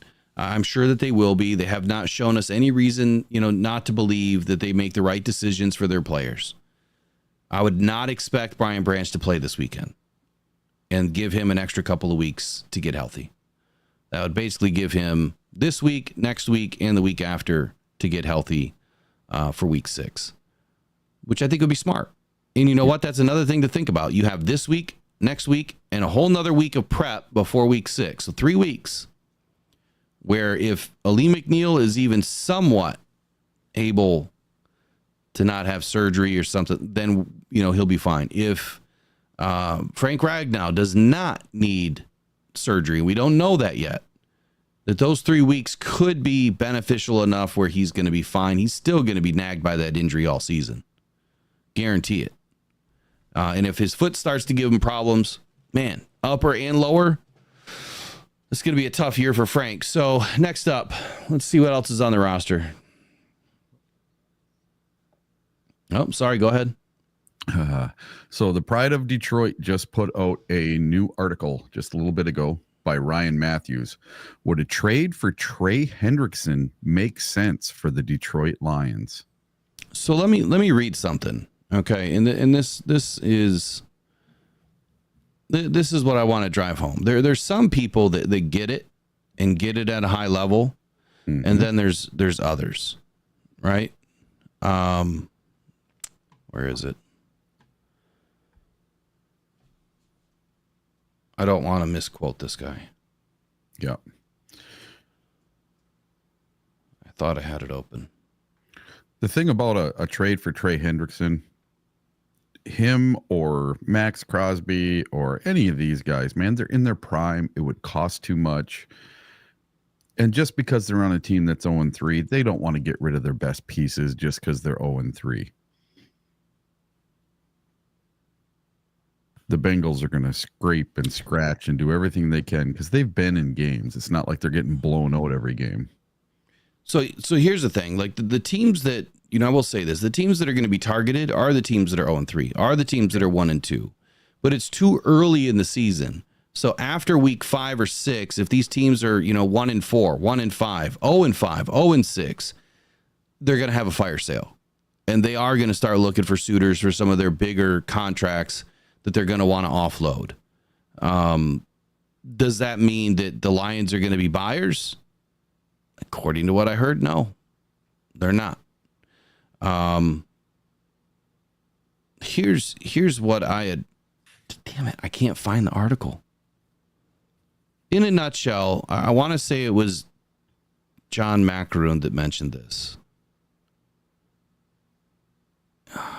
I've got to find it. Because basically what he was saying is anybody that starts reporting that, a trade for Max Crosby is likely, it's just clickbait, right? It's just that's what he was basically saying, or whoever was saying it in this. And I'm pretty sure it was him, that when we start to see these things, it's just clickbait, man. It's irresponsible clickbait is, I think, the words that were used. And that's correct. If you're going to frame this from the perspective that this guy looks good. This guy could help the Lions team. Great. Run with it. But to say the Lions are potential suitors for, or the Lions are targeting so-and-so, or Max Crosby, makes sense for the Detroit Lions because of X. Well, that's a different frame, right? That's not clickbait. If you want to talk about a player and say how he fits the team, and it would be a great opportunity, and these are the cap, implications, and this is the long-term solution, and blah, blah, blah, blah, blah, blah, blah. That, to me, that's great writing, or that's great content. But to just pump a bunch of fluff, it never works. It never comes to fruition. And that's what I try not to do. I could print a bunch of, or I could write or, record a bunch of stuff today just to get a bunch of clicks. Lions fans are going to eat it all up all week long. And I'm just not going to do that. I'm not one of those guys. Now, will I talk about certain players? Sure. But I'm not going to say that the Lions are doing this without a doubt. I like what Michael Garrity's saying here, that maybe Iffy will be back this week, and that can cover for Brian Branch being out for a week. So that was the expectation. The last I heard, is if it wasn't week 3, it's potentially week 4. But we have to see what happens in the practice reports between now and Friday. If he starts to become limited, that's good trending, right? If he's still a non-participant, then it's not going to happen. The Friday report, in my opinion, has always been the most important. If they are a full participant come Friday, they have a great opportunity at suiting up on Sunday. If they are limited, they still have probably better than 50% chance. If they are a non-participant, I say they have less than a 20% chance of playing. And that's usually, 100% of the time they're not playing.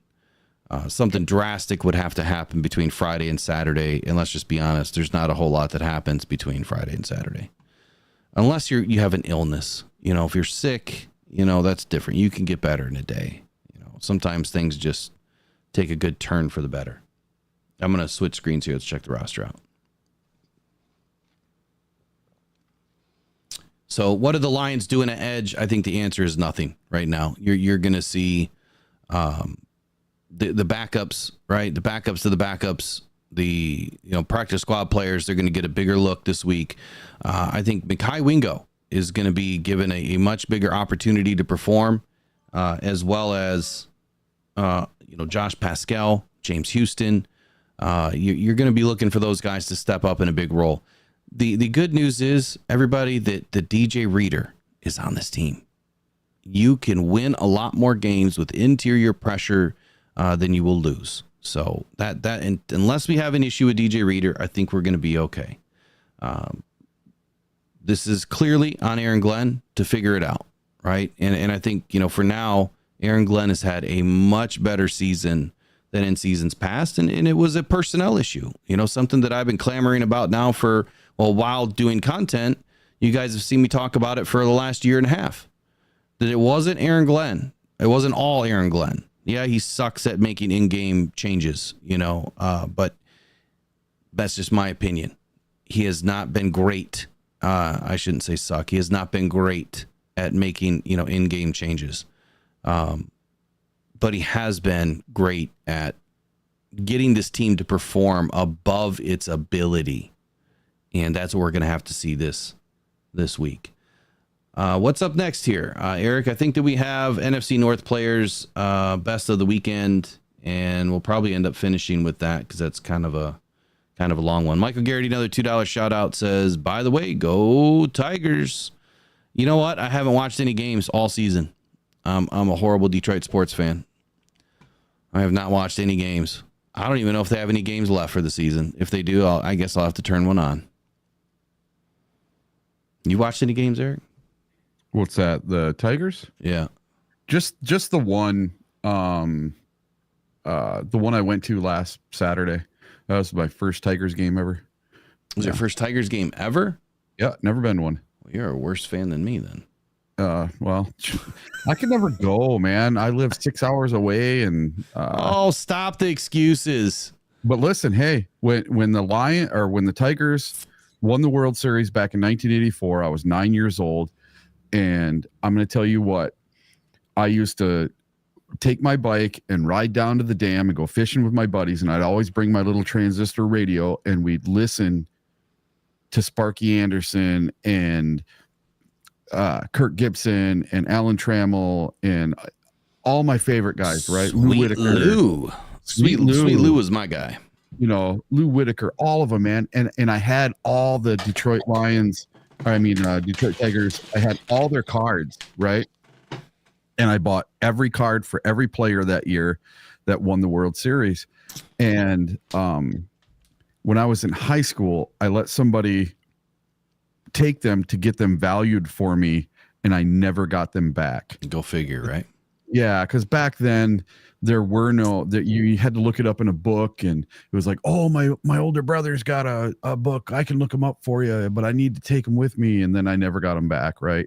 So it kind of ruined me on baseball when those got stolen from me, and I just it never lined up for me to go to a baseball game. It just never did. Every time I go to a Lions game, they're playing during the Lions game. So when I went down last week, I'm on my scooter and I'm going over to go to the Fanatics store across from Ford Field. And I'm riding my scooter and I'm over by Comerica, and all of a sudden there's 1,000 people. And I'm like, what the heck? I can't take my scooter through here. I'm gonna have to walk, you know? And I get off my scooter and they're like, oh, there's a Tiger game on right now. So I went over to the box office. I'm like, hey, can I get a ticket? And they're like, yeah, here we go. So it was awesome. Actual paper ticket. Yeah, I miss the paper tickets, man. I used to collect them. Look at that, man. I got an actual paper ticket. There's still NFL games that have some paper tickets, or the Hall of Fame game I meant. They still have paper tickets. Yeah, I thought that was kind of cool. Yeah, Ernie Harwell. Oh, God, he was so great, man. You know, Ernie's voice, man, legendary. You know, and he's gone now too, and it doesn't have that magic anymore. Maybe it does this year for a lot of the Tiger fans. So I mean, I went to my first game. It was fun. It was very fast. I don't remember baseball ever being that fast. I guess they have a pitch count or something now, like a timer. Yeah. And man, the game was fast. It was like an hour and a half, 2 hours. Game was over. It was so fast. And they ended up losing when I went, but they're on a hot streak. They're doing really well, and I wish them nothing but luck. And maybe I'll tune in, you know. And if they get a playoff game while I'm down there, hey, you know I will be there. All right, so let's talk about the top NFC North players of the week. We'll start with quarterbacks. We have one other caller trying to get in, but you're going to have to call tomorrow because I've got to get to the final segment. Whoever's calling in, call us back tomorrow between 8:30 and 9:30. Appreciate it. So quarterbacks, let's start with quarterbacks. You just tell me right off the top of your head, where do you think these are lining up? Who was the better player of the week without looking at any stats? Oh, for the Vikings. He 1,000,000%, dude. He's on fire. Good old Sam Darnold. Yeah. That's where I would put it. I would tend to agree. And Sam Darnold was 17-28 for 181 yards. Did he really throw 4 TDs? I thought it was 3. No, he threw 4. He threw 4, right? Yeah. I'm glad I picked him up. 4 freaking TDs, man. My goodness. Yeah. He's making these youngins look bad. Yeah. You know, all of these teams that passed on Sam Darnold and decided to draft Caleb Williams. That's just it's a big mistake, man. Sam, I told everybody, I warned everybody, and I keep saying it every damn week. Sam has got a heck of an arm, and they're still missing super intelligent player. They're missing Jordan Addison, and they're missing Hawkinson. Yeah, so wait till he gets his weapons back. Yeah, and if he's able to do it right now with what he has, imagine what he's going to have when they come back. So number 2 would have been, in my opinion, Malik Willis, honestly. Yep. 13-19, 202 with 1 TD and a win. But I have to give it to Goff because Goff tossed a few more balls, was 18-23, 199 on the day, 2 TDs and a win and 1 interception. So even though Malik Willis didn't have an interception, he also didn't toss the ball more than 19 times. So you got to have at least 20 attempts, in my opinion, Because the numbers start to go up as far as, potential interception rate. Now, this is a bad interception by Goff, but I'm going to put Goff at number 2. I'm going to put Malik Willis at number 3. The reason why I'm putting Caleb Williams at number 4, which I probably shouldn't, heck of a day. I mean, he tossed the ball 52 times, 33 completions, 363 yards, tossed 2 TDs on the day. But it was a lot of garbage time. It was a lot of garbage time, in my opinion, for what Caleb was, what he was doing. So that the score in that game, obviously 21-16. The Colts were up, 14-0, I think, at one point, or 14-3 at one point. And then, Caleb was obviously tossing the ball a ton, but 2 interceptions on the day. Yeah. So, I mean, you could put Goff at 3 and Caleb at 4. You could put Caleb at 2 if you wanted to, but I wouldn't put him above Sam Darnold. Sam Darnold was your best quarterback of the week for the NFC North. Wide receivers. So, wide receivers, Rome Odunze, 6 receptions, 112 yards, 1 TD on the day. Justin Jefferson, 6 receptions, 81 yards, 1 TD on the day.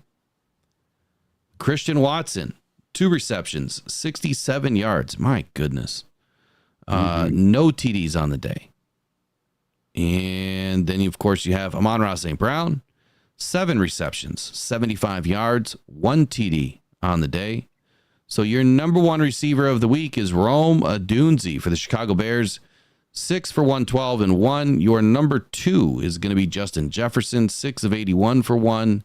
Your number 3 is going to be Amon-Ra St. Brown, 7 of 75 and 1. And then your last wide receiver of the week is Christian Watson, 2 of 67, 0 TDs on the day.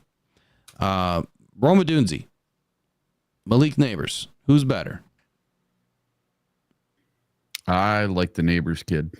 I do too. I think that Rome is special. I think that he's going to have an amazing career. I just hope that for his sake, Caleb Williams can figure it out. Not necessarily that I want either of them to succeed, because I don't, but I do like Rome. I love what he brings to the game, and he's going to be fun to watch. Running backs. So interesting week for running backs this week. Your Detroit Lions are just on fire. With this 1-2 punch, man. Best 1-2 punch in the game. Combined 188 yards on the day. 188 yards combined. And no other team is coming close to what they're doing right now. Isaiah McDuffie. No, I'm sorry. That's defense. Rushing here. Let me get the Packers open. I can't count Malik Willis because he's a quarterback. Mm-hmm. And just can't. Huh? He led their team in rushing. Yeah. Now, Emmanuel Wilson for the Green Bay Packers put up 12 carries, 50 yards, no TDs. And Aaron Jones put up 19 carries, 102 yards, no TDs for the Vikings. Great day for him. Roshan Johnson, 8 for 30, 0 TD. So Roshan is going to take the 4th spot. Emmanuel Wilson is going to take the 2nd spot, or the 3rd spot, sorry. Aaron Jones is going to take the 2nd spot, 19 for 102 and 0 TDs. But I also have to put Jahmyr Gibbs in at number 2. 16 of 83, no TDs. And I have to put David Montgomery at number 1, 23 for 105 at 1 TD. So your Lions are 1-2 on the week, which is kind of weird because we're talking about all 4 teams. But I have to put Jahmyr Gibbs at number 2, right along with Aaron Jones, just because of how well he played. So it'd be David Montgomery,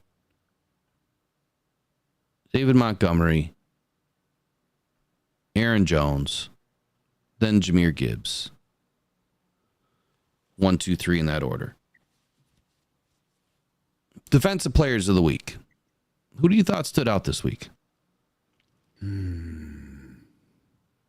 See, I didn't really pay attention to Green Bay. Go figure. Yeah. Well, I watched the game, but I wasn't really. Kenny Clark had a pretty good game for them. I remember hearing his name a few times.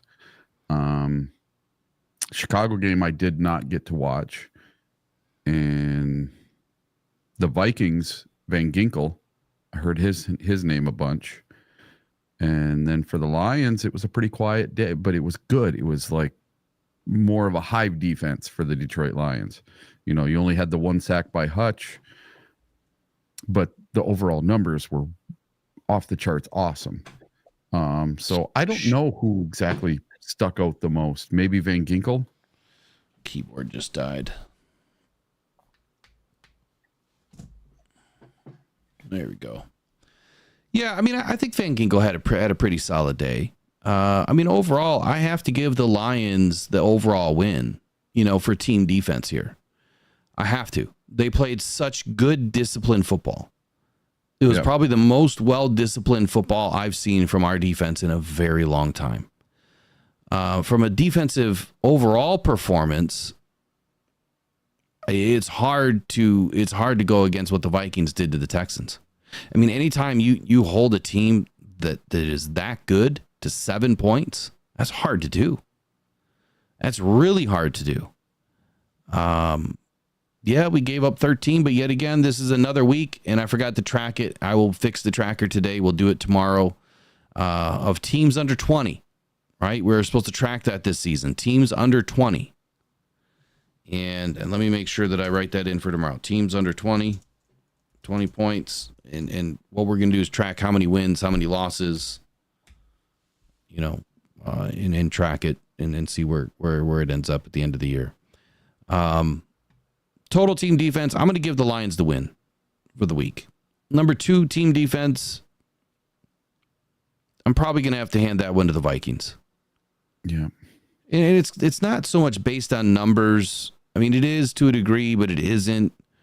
But number 3 defense is going to have to be your Packers. Number 4, obviously, the Bears. I mean, they lost. They didn't get it done.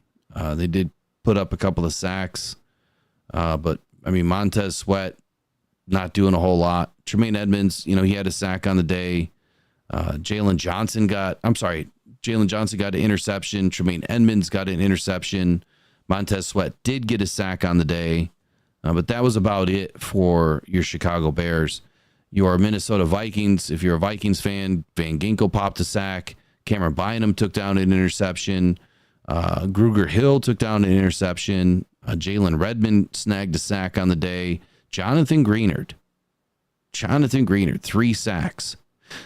Ooh. I mean, I almost have to give the Vikings the number 1 defense because of how they played statistically. They are the best defense for week 3. But from an overall performance, I would have to give it to the Lions, even though they only had 1 sack on the day.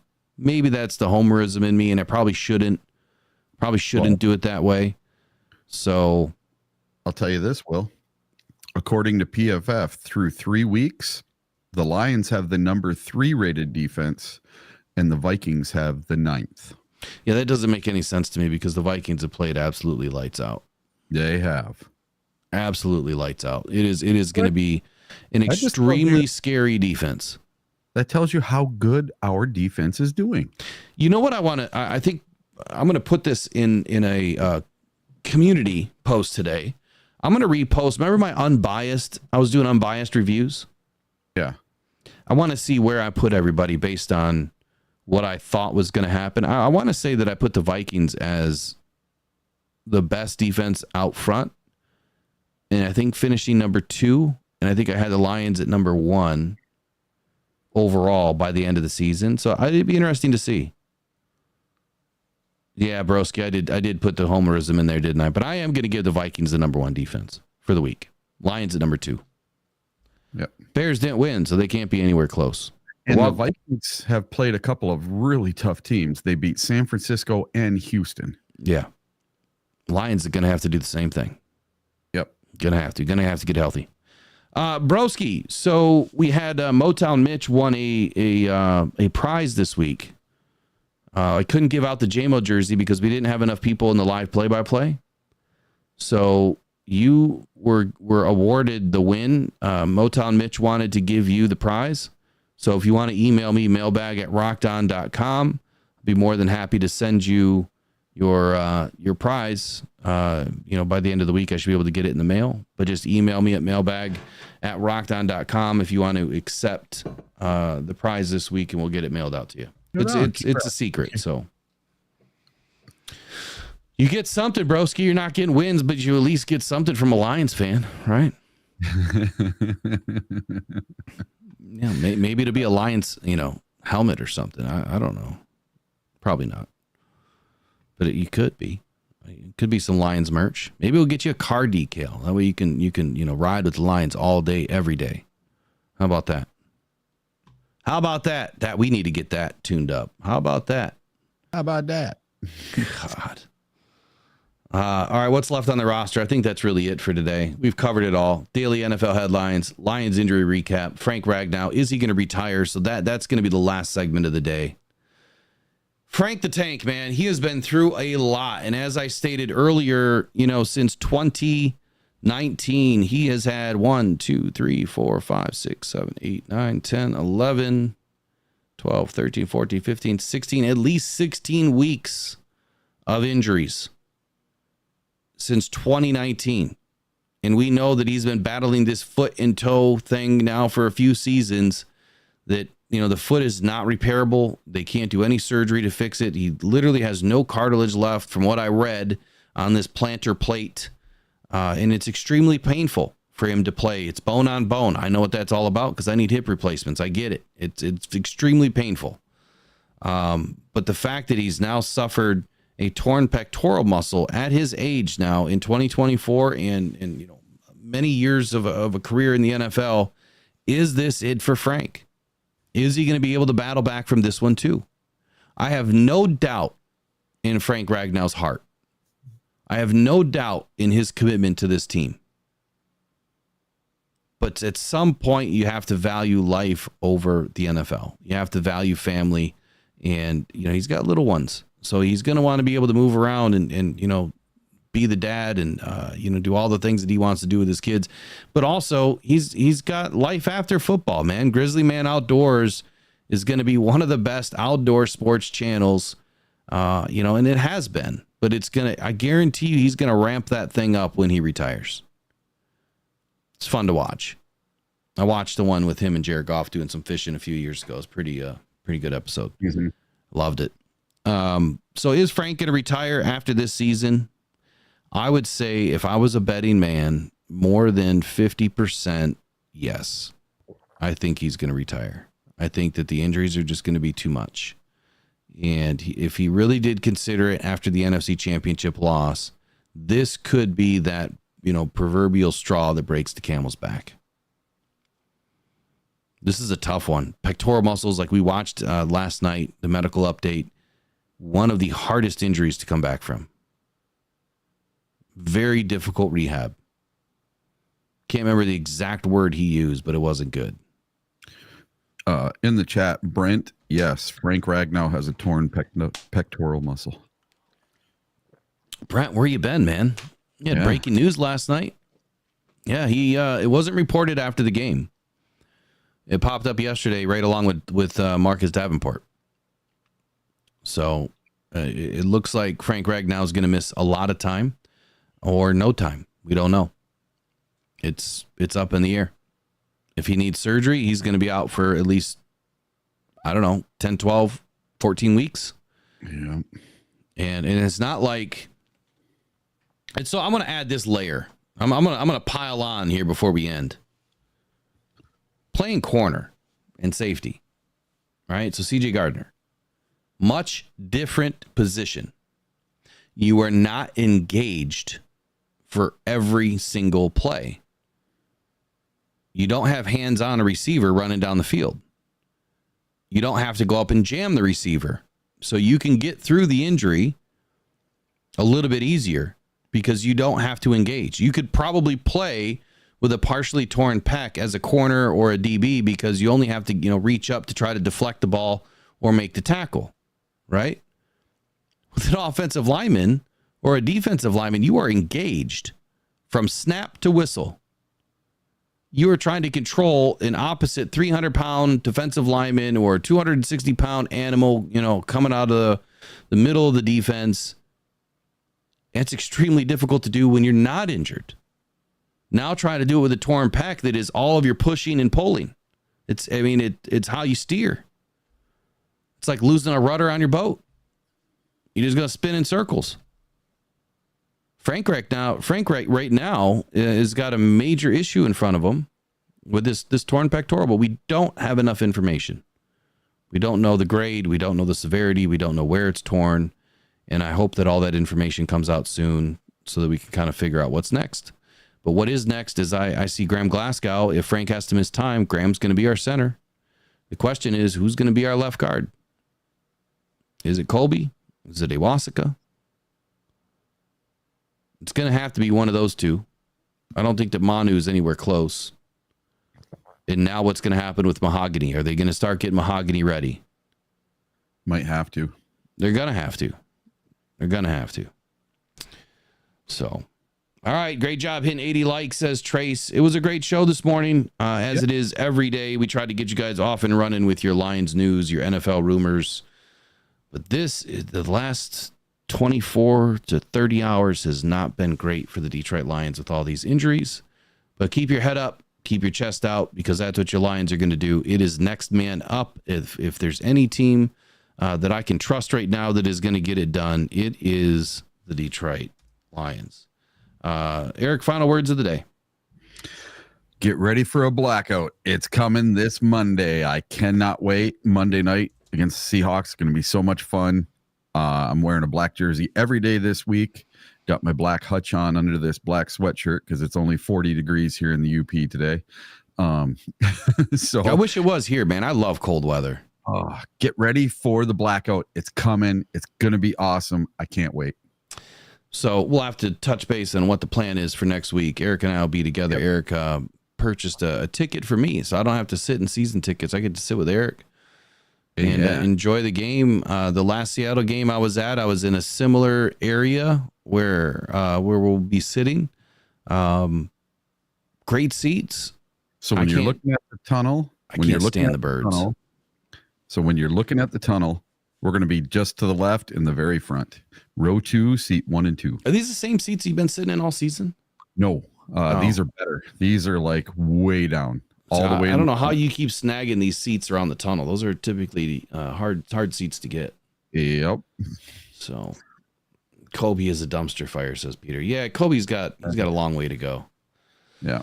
If I'm more concerned about anything, it's the offensive line. I am less concerned about the defense right now because we have too many players that can play at a high level. I think we have great depth, and that's why the rumor that I heard last night for my final words are this: do not expect Brad Holmes to make a rash decision. Do not expect Brad Holmes to go out and sign anybody. This is going to be trial by fire. I hate to say it. The practice squad is going to get elevated. The backups are going to get time, and Brad Holmes is going to try to limp this thing into the bye week, and what happens in the bye week could change. So depending on what happens in this game against Seattle could change how Brad Holmes attacks this. But the word is, don't expect anything right now. You'll expect lateral moves. There'll be some roster adjustments based on guys hitting IR or not, depending on surgery, injury complications, whatever. There'll be some lateral moves, but do not expect a Max Crosby. Do not expect an Hassan Reddick. Do not expect anybody right now with a big name to join this team. Expect the Detroit Lions to do what they've always done, and that is next man up on this roster. This is going to make Aaron Glenn's job all that more difficult. We'll see just how good of a defensive coordinator he really is when he's up against it like he is right now. Thank you guys for watching the Rise and Grind Morning Show. Enjoy your Tuesday. Make it a great one. We'll see you guys tomorrow morning. Take care.